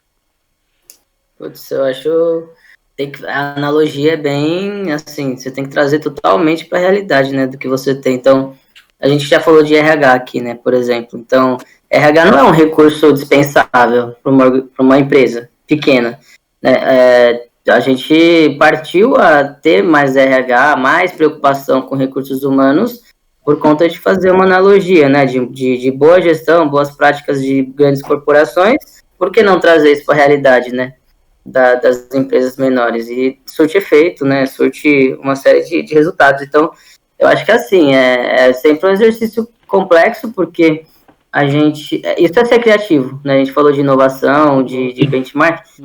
Trazer uma parada assim que funciona bem numa empresa que já tem uma cultura, já fomenta aquilo, quem entra no grupo, o grupo de pessoas já está acostumado, já tem uma sinergia voltada ao que é adequado para a companhia. Então, você conseguir construir isso dentro de uma empresa menor é bem interessante, mas bem difícil também. Então, essas analogias que a gente consegue fazer, né, como a gente comentou, a gente presta serviços para diferentes perfis de empresas. Repita, diferentes, mas diferentes perfis. Pô, o cara fala português 10h20 da noite. Fluente, né? Não, a gente atende, né, diferentes perfis de empresas, e então, assim, a necessidade de uma empresa muito pequena é muito diferente de uma empresa que já tem uma controladoria, por exemplo, e a gente está ali para apoiar, né, fazer um compliance, assim. Então, tem que se adaptar. A dificuldade e a solução está nas pessoas, né, cara? Você combinar ali as equipes e direcionar as pessoas para responder e atuar com quem elas têm o perfil mais alinhado. Eu acho que é isso. Mais do que processo. O processo acaba sendo muito parecido, só que assim, Não muda muito, não muda muito. O processo para uma empresa mais complexa dura 15 dias, né? Entre 10 pessoas diferentes e tal. Uma empresa muito simples, 2 pessoas em 2 dias faz acontecer o que precisa. Então, e aí a forma o risco e tudo muda, né? Uhum. Mas as pessoas, acho que faz a maior parte da diferença. Como você conduz e direciona e dá clareza e enfim, troca as ideias, hein? É legal esse gancho das pessoas, porque eu vou levar essa discussão agora pro Ivan, porque assim, uma coisa que é comum entre o setor privado e o público são as pessoas, né, Ivan? São formados por pessoas, independente. Embora não pareça. Bom ponto, hein? Bom ponto. Se for concursado ou não. Tem uns escrotão lá, uns escrotão que enrola o dia inteiro, não faz porra nenhuma. Era É isso que uma eu ia dúvida perguntar, que sabe por quê, Ivan? É assim, ó. É. A gente, principalmente em empresas menores, a gente sofre uma. Quem faz a gestão e precisa coordenar o dia a dia de uma empresa que é pequena, de médio, pequeno porte, micro e pequena empresa, na verdade, a gente sofre com diversos aspectos. Então a gente tem um mercado que exige que a gente seja bom igual a uma empresa gigante. A gente recebe colaboradores que entram ali esperando ter um tratamento que nem teria trabalhando numa empresa que é enorme. Então, assim, é um ambiente bem... E clientes querendo pagar o valor de uma microempresa. Isso aqui costuma ser o maior problema. Que é a qualidade do top, mas ele não está disposto, às vezes, a pagar o mesmo honorário. Mas, enfim, é um mercado, a gente precisa saber lidar com isso. Agora, uma coisa tem em comum nisso tudo, Ivan, independente de ser privado ou público, são as pessoas. Exato. Como que é a disseminação da cultura dentro do mundo público? O que eu quero dizer? O que eu quero perguntar pra você? Você tem diversos tribunais lá onde você pode executar o seu trabalho, né? Acontece... Na verdade, o tribunal é um só, né? Onde eu trabalho é um tribunal de justiça, Isso. mas evidentemente ele é dividido em vários setores. Então você tem a parte administrativa, você tem a banheiro, o corredor, parte jurisdicional, que é dividida em centenas de câmaras, você tem os fóruns, então é muito espalhado. Era isso que eu queria dizer. O que acontece, por exemplo, um funcionário, ele faz diferença, existe uma diferença entre esses ambientes de trabalho? Algum que é predileto, o pessoal quer ir pra lá, quer fugir do outro? Existe isso? Sim. No tribunal, não precisa entrar em detalhe, mas... Não, mas falando de forma genérica, a menina dos olhos de qualquer funcionário no tribunal é trabalhar no segundo grau, né? Que na verdade você trabalha com os desembargadores na parte recursal. Que teoricamente não, que na prática realmente é mais difícil para você conseguir se alocar, tendo em vista que a exigência é um pouco maior. Então você precisa ter uma formação muitas vezes em direito, como você trabalhar com desembargador é um cargo de confiança, você precisa ser nomeado por ele, então não é qualquer pessoa que vai ser, você precisa passar por um crivo do juiz, né? Mas existe assim, cara, eu percebo, falando de forma genérica para não me comprometer, mas eu percebo que os funcionários mais antigos, cara, eles têm uma característica um pouco peculiar. Essa visão que vocês têm de funcionário público que não faz nada, que é vagabundo e tal, de fato existe. Eu não tenho. Mas ele acabou de falar que existe. Existe, mas é a minoria. Isso que ninguém entende, é a minoria, entendeu? Hoje em dia, o que você mais tem, por exemplo, no setor que eu tô, que é o Tribunal de Justiça, o que você mais tem é funcionário qualificado, cara. O que trabalham comigo ali, cara, pós-graduado, mestrado... Extremamente técnico. É que o famoso Horácio você vai encontrar em todas as... Vai ter, mas até no corporativo. Até no corporativo, exato. Por incrível que pareça, é a minoria. E pessoas que trabalham comigo, onde eu tô, extremamente qualificadas. Muitos oriundos da faculdade do Michael, sabe? Pessoas muito boas mesmo. da faculdade do Michael. Muito... São Fran é incrível. Só que assim, sempre vai ter, né, a parte mais... Né, e tem uma peculiaridade do tribunal que há muitos anos atrás não precisava de concurso para ingressar no tribunal. Você entrava como menor e se efetivava lá. Então ainda tem um resquício dessa galera que entrou lá atrás sem concurso. E que, com todo respeito, não tem como é que eu vou dizer, uma base consolidada, né, jurídica. Uma competência Eu gostaria de O pessoal uma que se pergunta ao encaixaria Ivan. dentro do Data Michael, esse pessoal se encaixaria nos 10% de ineficientes. Porque assim, Sim, com certeza. como o Cauê falou e você também comentou, Ivan, Deixa eu só, desculpa te cortar, Rô. Posso só fazer uma pergunta pro Ivan? Eu não sei se você pode responder. Se você não puder, obviamente, fique à vontade para dizer que não pode. Você pega, por exemplo, a USP, a São Francisco, né? Que não sei se os nossos ouvintes sabem disso, mas o pessoal da escola de Direito não se considera, pelo menos dos alunos que eu tive contato, parte da Universidade de São Paulo. Com justiça, porque eles foram agregados, né? Então, eles vieram anteriormente Eles são uma da casta diferente existência da universidade. são superiores. A escola de direito. Não são superiores, não, porra. Ah. Aliás, muitos são inferiores aí, mas não vamos entrar nesse mérito. Não entendi. Mas tanto a escola de direito quanto a escola de medicina são precedentes da Universidade de São Paulo. Entendi. Então a USP os agregou, né? Entendi. Tanto é que os alunos de direito geralmente se consideram da São Fran e não da USP. É mais ou menos o Rio Grande do Sul das faculdades. Né? Eles são separatistas. Separatistas. Em tudo. Pra você ter noção, tipo, eu como eu enquanto aluno, poderia comer no bandejão de qualquer campus do estado de São Paulo, Sim. menos na São Francisco, que não aceitavam o meu cartão. Até hoje não sei qual o sentido disso. Mas tudo bem, o meu ponto é, a São Fran, ela notoriamente, não necessariamente você precisa concordar ou responder, notoriamente, ela é uma faculdade política, né? Até porque é meio difícil separar a área do direito, a área de humanas da política. Sim. Notoriamente, possui uma perspectiva política, né? Que possui viés político, exatamente, que se perpetuou aí basicamente em toda a sua existência.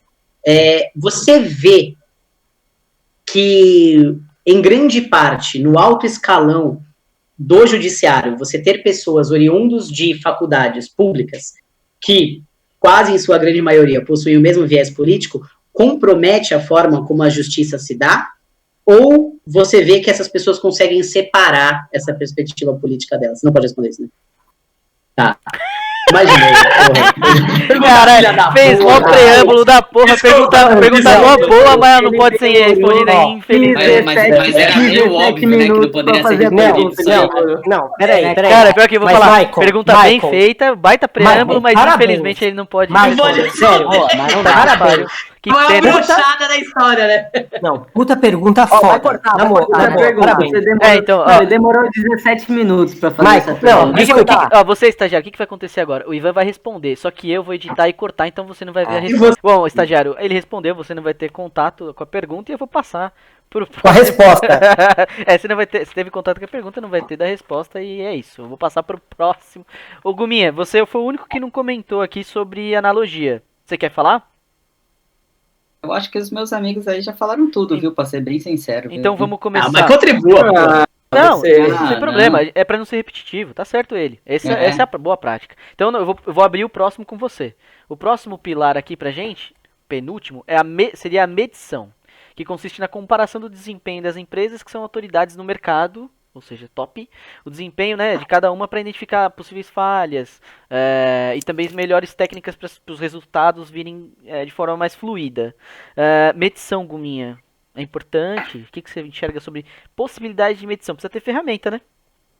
Precisa ter ferramenta, eu acho muito importante, mas você tem que ter uma ferramenta, pelo menos na minha opinião, da sua empresa para dentro. Agora, se você quer comparar a sua empresa com as outras, a chance de você ter uma comparação errada ou simplesmente falar que você está fazendo tudo errado e que nada do que você faz ali presta, é muito grande. Daí você vai cair naquela ilusão do tipo, não, a fórmula mágica é se eu fizer isso, ou então aquilo. Aí você vai cair naquele conto de fadas onde você fala, cara, eu não tô acertando em nada. Mas você não tá acertando em nada porque você tá querendo copiar tudo.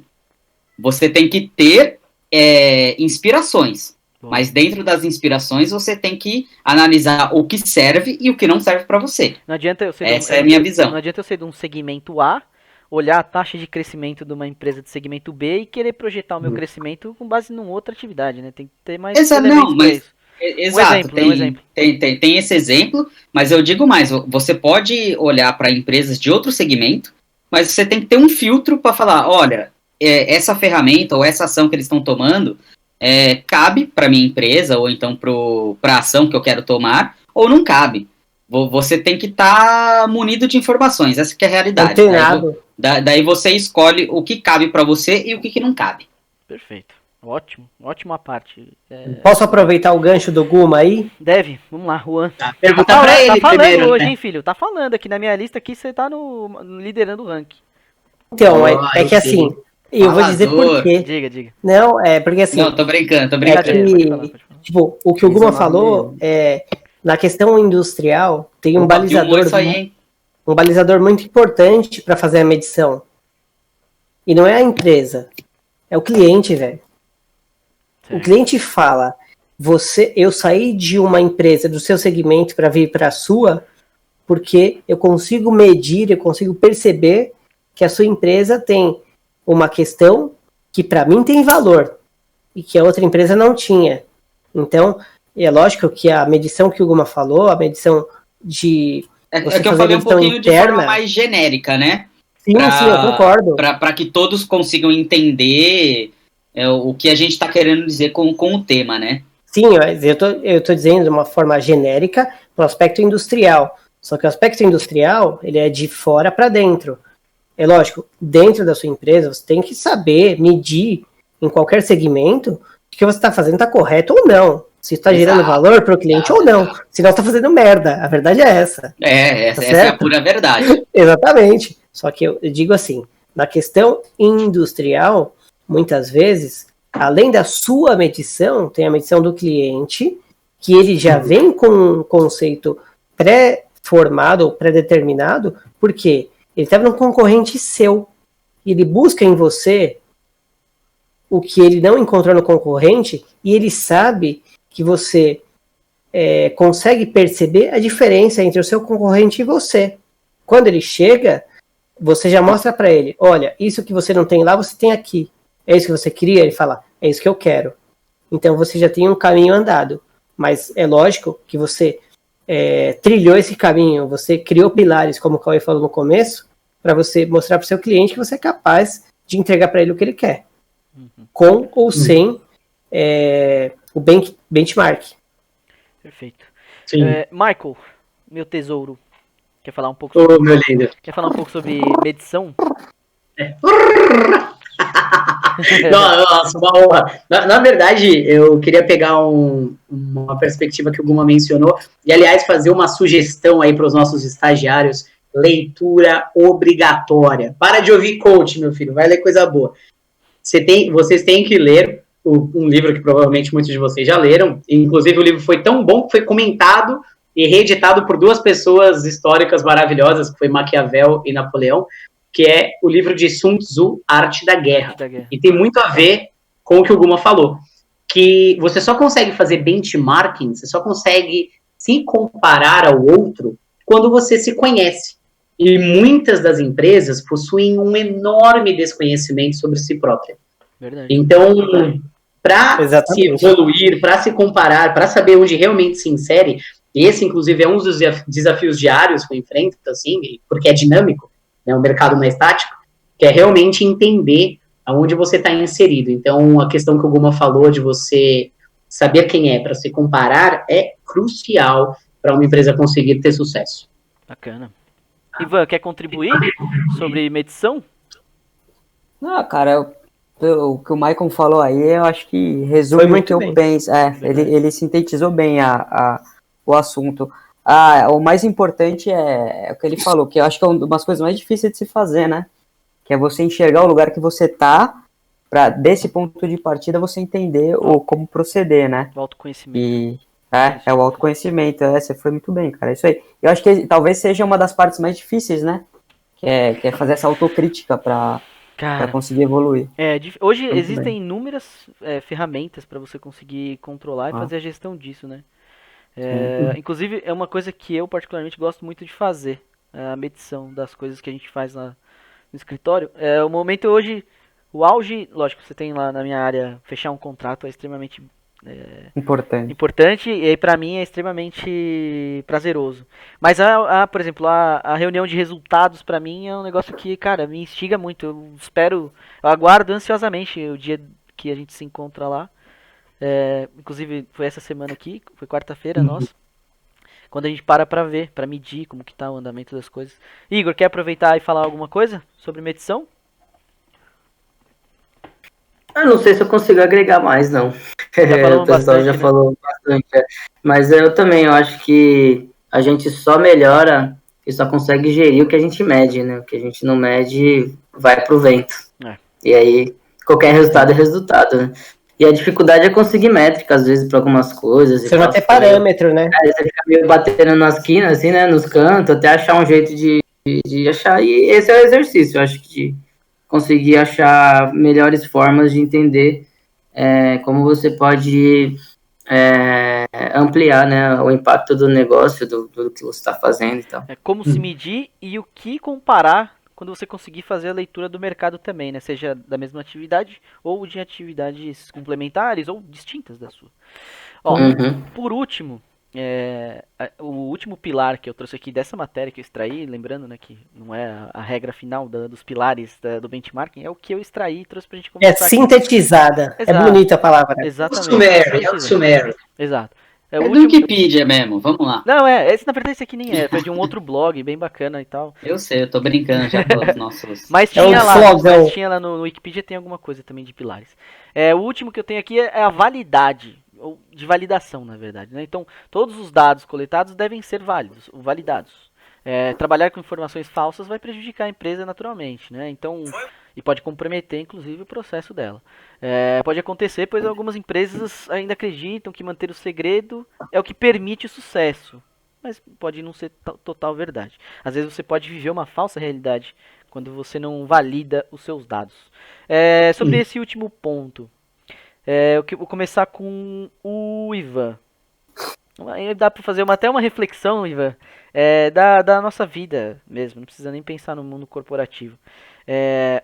Como que a gente consegue furar, às vezes, essa bolha que a gente se depara no dia a dia ali? Porque, assim, dados precisam ser validados. Para ser validado, você precisa ter uma base de comparação, acesso à informação, nem sempre isso acontece. Como que a gente faz para furar isso aqui? Cara, qual que é a primeira coisa que você pensa quando você vai validar um dado? Qual que é a primeira coisa que você faz? Checa e pré-checa? O que você faz? Cara, eu vou trazer um pouco pro mundo jurídico. Eu adoro. Boa. Jurídico não, na verdade pro meu mundo do funcionalismo, né? Da hora. É isso que a gente espera. Um dos poucos parâmetros que a gente tem lá para saber como vai a nossa produtividade e tal. Se eu não estiver respondendo o que você me perguntou, depois você me fala, tá? Porque você corta. Porque eu não tava prestando atenção. Ele te dubla, ele bota outra voz falando outra resposta. Por isso que você deu aquela risada. Na hora que eu falei começar com você, por isso que você deu aquela risada assim, cara. Eu não tava prestando atenção. Caralho, também não tava prestando atenção, ó. Nem agora. Bom é honestidade mesmo. Mas trazendo pro meu mundo, cara, um dos poucos. Que eu não sei se eu vou responder o que você me perguntou. Vai. Eu falo. Mas um dos poucos. Fala que você nem ouviu, vai. Oportunidades que a gente tem de saber se a gente tá. Como vai, né? Nossa produtividade de trabalho e tal. Uma vez no mês publica a produtividade de todos os gabinetes no Diário Oficial, né? Então a gente sabe mais ou menos se a gente tá fazendo muito pouco ou tá na média dos processos e tal. E a maioria do tribunal usa isso como parâmetro para saber assim, se a gente está produzindo bem ou não, né?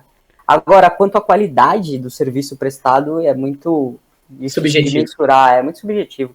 Porque, cara, no final quem assina as coisas lá é o desembargador. Então, é exatamente isso que eu perguntei. É a forma que você valida que seja a produtividade. Produtividade quem vai mensurar ele, então é muito subjetivo, assim. Porque eu acho que o que as empresas buscam são dados objetivos, né? É a validação da métrica, não é isso? Então, isso. O que é extremamente objetivo, né? Se não for, vocês me corrijam. No meu caso, é subjetivo, porque depende de uma série de fatores, do que... E volume nem sempre reflete qualidade. A qualidade, Exato. É verdade. Mas aí normal. De qualquer forma, é importante validar, mesmo que seja o volume. É importante ter se você conseguir ter os dois, melhor ainda. Sim. Mas esse é um desafio, inclusive, do mundo corporativo. Essa balança, como equilibrar ela, qualidade e produtividade, é muito difícil. Isso aqui é muito difícil de conseguir fazer. Então agora eu vou passar pro Guminha. Vai, Guminha, é você. Validação de dados, ou a validade dos dados. Pilar do benchmarking. Quarto. Cara, você tem que validar toda a informação que você recebe para até você conseguir trabalhar com ela no futuro, né? E saber se você pode utilizar ou não aquele tipo de informação, seja ela para algum produto ou serviço, e que você consiga, de fato, aproveitar e tirar insumo daquilo que você pesquisou. Porque se você simplesmente pesquisa e não consegue validar aquilo, ela é uma informação tipo Data Michael, né? Vamos lá. Tem que fazer uma validade de Wikipedia, é uma pessoa fornecendo dado, pô. Muitas vezes pode até ter validade, mas você vai perder argumento de convencimento talvez do onboarding de diretoria. Não vai ter credibilidade. Exatamente, você não vai ter credibilidade. Então você tem que provar de onde que você tirou aquilo e por que você quer utilizar aquela linha de raciocínio, ou então aquela ferramenta, ou então aquele tipo de método, enfim. Então é sempre bom você ter válido, mas eu acredito também, apesar de dizer tudo isso que é bom você validar, que muitas vezes é bom você colocar aqui e falar aonde o vento vai soprar, entendeu? Mas é muito feeling, entendeu? Você vai saber a hora de fazer aonde que eu vou, aonde o vento me apontar e aonde que eu preciso de dados reais para atuar. Então tipo, o dia a dia vai te desenvolver para essas situações. Porque nem tudo, o que a gente está trabalhando aqui, para a gente deixar bem claro, muitas vezes você não vai ter dado de bosta nenhuma. Essa que é a real. Você vai num achismo do caralho. Essa que é a pura verdade. Acontece muito. Então você vai usar essa técnica do tipo, cara, de tudo que eu vi, de todas as experiências que eu tenho, eu acho que esse caminho é isso. Porque estratégia é uma decisão também, tá? Estratégia para ganhar não é simplesmente abraçar tudo. Estratégia para ganhar é decidir por um caminho. E ela soma pela sua bagagem. Exato. Então, se você faz aquela estratégia, eu faço a estratégia para agradar todo mundo, você tá fazendo a estratégia errada, porque você não tá agradando ninguém e você não tá escolhendo um caminho para ganhar bosta nenhuma. Então, estratégia que você tem para ganhar é escolher um caminho.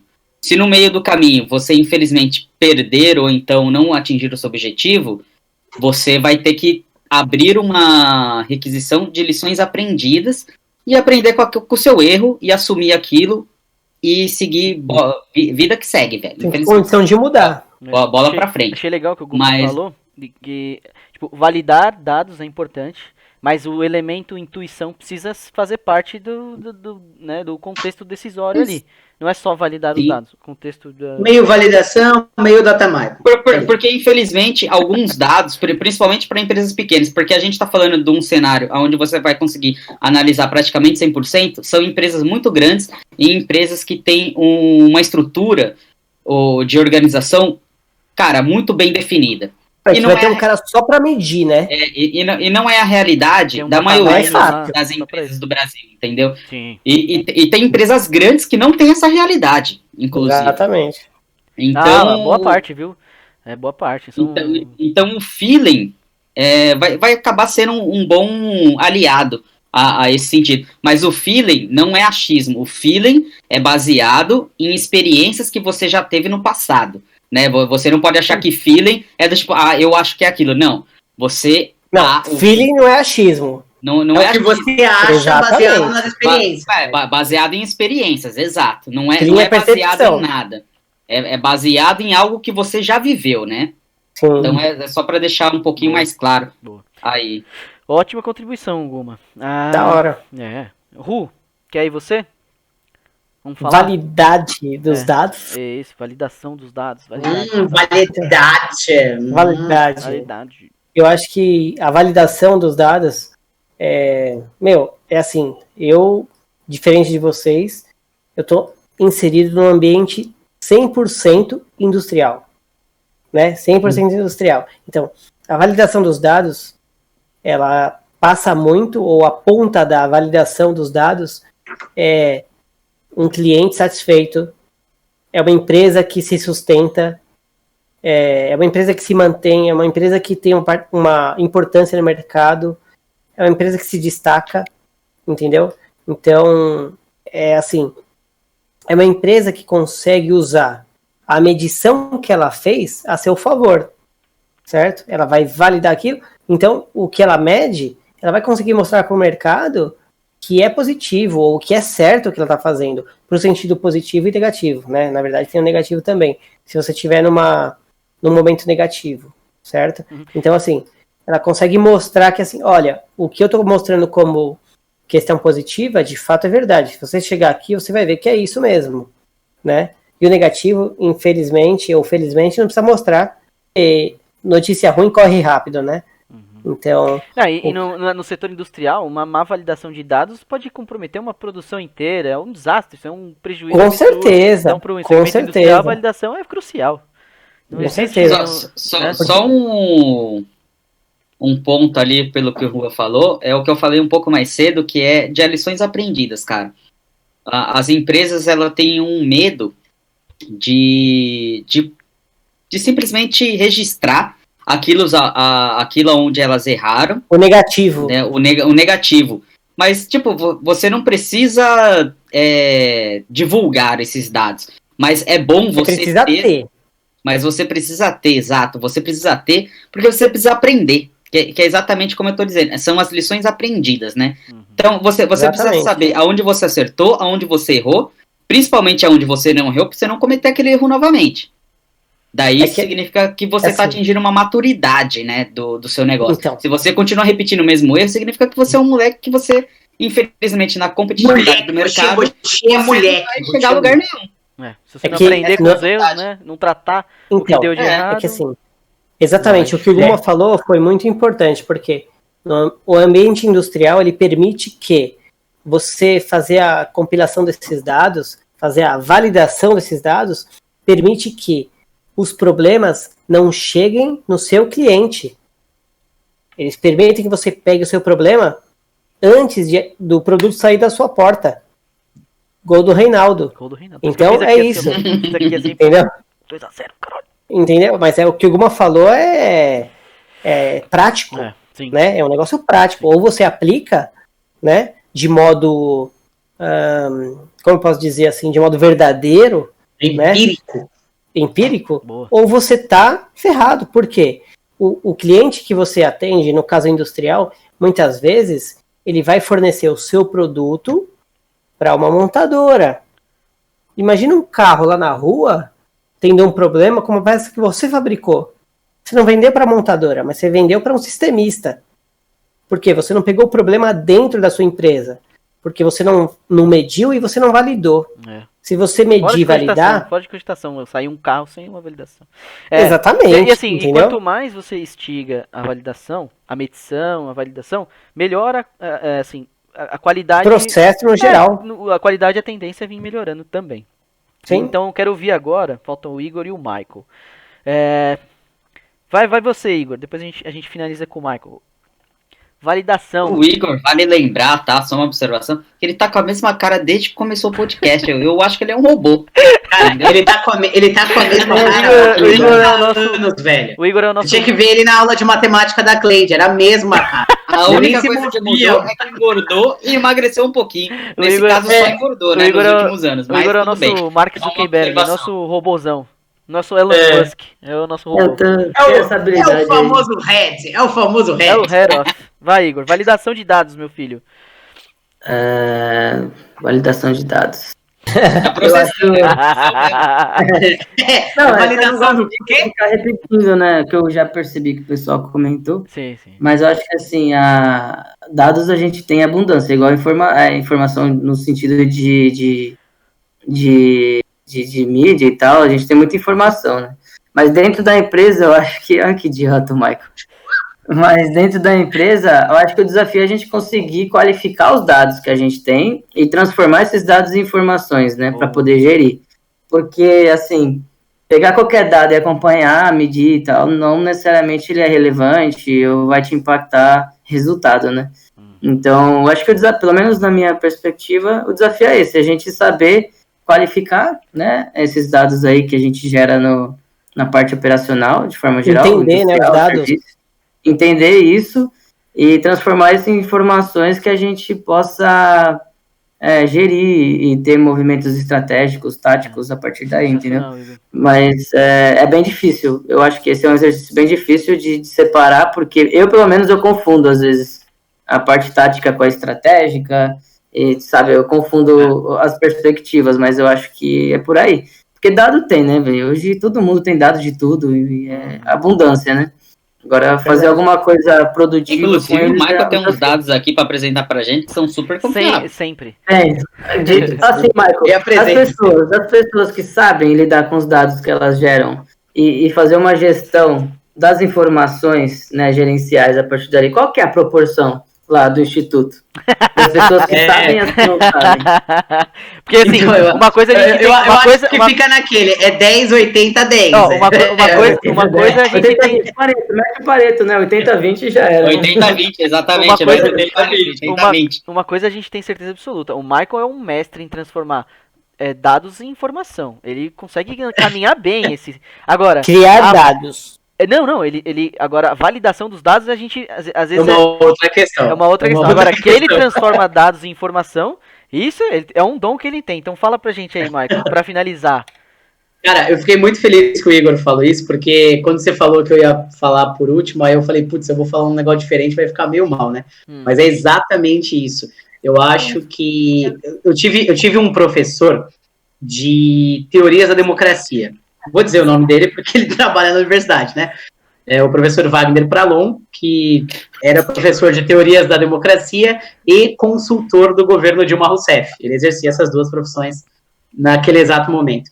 Certo. E aí, isso é open, isso é open para todos os alunos. Todo mundo e, sabe. por favor, não precisa cortar. Inclusive, até acho que o professor se sentirá honrado e eu contar tamanho cálculo, né? Durante uma aula, um aluno questionou que tal afirmação era política, né? E aí, esse professor virou e disse para toda a sala, ele falou assim, mas o que não é? O que não é político? O que não é político? Paradoxo. Exatamente. Então, uma das coisas que nós temos que tomar muito cuidado é em jamais acreditarmos que a validação dos dados que usamos, ou o validador, não é político. Então, todas as instituições possuem uma perspectiva por trás delas. Então, não necessariamente os dados que usamos para enfatizar as nossas ações são puros, são matemáticos, são incrivelmente estatísticos. Né? Eles realmente são políticos. Então, uso aí a fala do meu queridíssimo amigo Igor Luiz e gostaria de deixar esse conselho, né? Cuidado com as validações dos seus dados, né? Sempre pense quem está por trás validando isso. Perfeito. Não, faz todo sentido, até porque, assim, ó, mesmo os dados que você levanta. Sim, porque, por exatamente. exemplo, eu falei da reunião de que a gente teve aqui, de resultados e tal.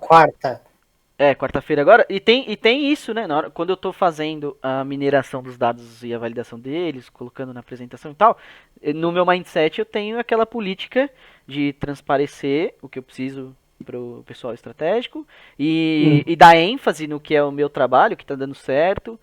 Também não posso omitir dados do que tá dando errado, né? Eu, Cauê, né? Tenho essa concepção, mas o que o Michael falou é importante, às vezes nem sempre tem esse filtro, né, Michael? Perfeito, um belo encerramento, inclusive, diga-se. Encerramos aqui em alto nível essa para os nossos estagiários. Né? Então... Não, isso sim é um paradoxo, né? Encerrar em alto nível com o Michael. Nossa, que isso. Não, isso é quase um pleonasmo, isso é quase pensamento, aproveitando o Michael, se os nossos estagiários quiserem seguir essa linha de raciocínio, eles podem ler o livro Rápido e Devagar. Não, calma aí. Mas não li ainda. Calma aí, não combinamos, hein? Caraca, não olha isso. Olha aí. Por favor, aqui, puta merda. excelente indicação. excelente. Caraca, Se você é um acredito. estagiário, se você é qualquer pessoa, olha, se você respira e sabe ler, e você não leu esse livro, você tá perdendo muito oxigênio. Excelente. Caraca, Aí tá sensacional. vendo, ó. Os melhores da vida. Não foi combinado. Não foi e combinado. Não foi mesmo. E casou. Aliás, Inclusive- fica aqui, dificilmente alguma combinaria alguma coisa com o Michael. Pra você. Mano, tá assistindo a gente. vou falar Deixa na na boca, cerveja, é um mas tópico nesse isso aí aí, não. né? Você foi cirúrgico. Eu não li Tipo, esse livro. normalmente eu e o Michael combinamos de tomar cerveja No máximo. e encontrar Não. pessoas estranhas pelo bar. aí. Normalmente, o Guma e o Michael combinam o oposto, né? Não, água e óleo. Exato. Mas você tá vendo, estagiário? Você que tá assistindo a gente aqui, você que definiu o tema de hoje, estagiário. Você, eu tô falando com você. Você sabe que eu tô falando com você. Você definiu esse tema aqui, que a gente conseguiu conduzir e encerrar tão bem, com inclusive uma dica literária sem combinação. Então, Daniel Kahneman. rápido e devagar. Aliás, e só, desculpa interromper, só enfatizando, prêmio Nobel de Economia, cara. Só isso. É absurdo, Então, assim, muito bom. depois desse encerramento maravilhoso, o mínimo que eu espero de você que tá vendo a gente aí é que você se inscreva. É o mínimo, que você se inscreva no canal, que você ative a sinaleta pra gente, que você curta, compartilhe, divulgue, o que você quiser, você faz. E Deixa seu siga os comentário. componentes deste Lá, ó. precioso podcast. Por exemplo, se você entrar no nosso... A gente tá em todas as plataformas, né? YouTube, Spotify, Twitter, Instagram. Só o Facebook que tá meio morto, então a gente não tem Facebook. Mas se você, por exemplo, entrar no Instagram do Dark Side of the Office, você consegue encontrar todos os integrantes lá. A página tá seguindo, inclusive, acho que somente os integrantes. Uma outra página você acha todos nós lá. Faça isso. Menos o Michael, porque não tem Instagram, Menos né? o Michael, Já essa figura atípica que vocês, Emblemática. que vocês conseguem só ver aqui ou encontrar nas ruas por aí, mas dia menos dia isso vai acontecer. Tá? Ele é o cavalo de Troia. Ele vai aparecer pra estragar o seu dia ou deixar ele melhor, depende de como você se deixar levar. Então, curta o Instagram, siga a gente lá, interage com a gente, deixa as pautas, dá sugestão de pauta. Talvez amanhã a gente abra lá mais uma caixinha de conversa, pra trocar uma ideia, ver se vocês têm pautas novas. E é isso. Muito obrigado, valeu rapaziada. Hoje eu não apresentei vocês, acho que a gente já tá ficando um pouco famoso, hoje a gente pulou. Na próxima a gente volta, apresenta de novo, pula de novo, tá? Mas valeu, obrigado por hoje.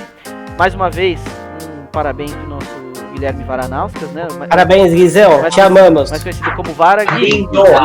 nem precisa falar que a gente te ama. Parabéns. Tá velho. Inclusive o iFood acabou de mandar uma mensagem de parabéns pra ele. Eu não tenho Que dúvida bom. nenhuma disso. Mandou 20 Eu não reais tenho- de desconto. Como o iFood é uma empresa que faz muito bem o benchmark, com certeza deve ter mapeado que o Guilherme é o cliente-chave deles lá e deve estar tratando ele muito bem. Deve ter dado crédito pra ele hoje. Valeu, obrigado rapaziada. Esse Falou, programa é valeu. pra você, tá, Gui?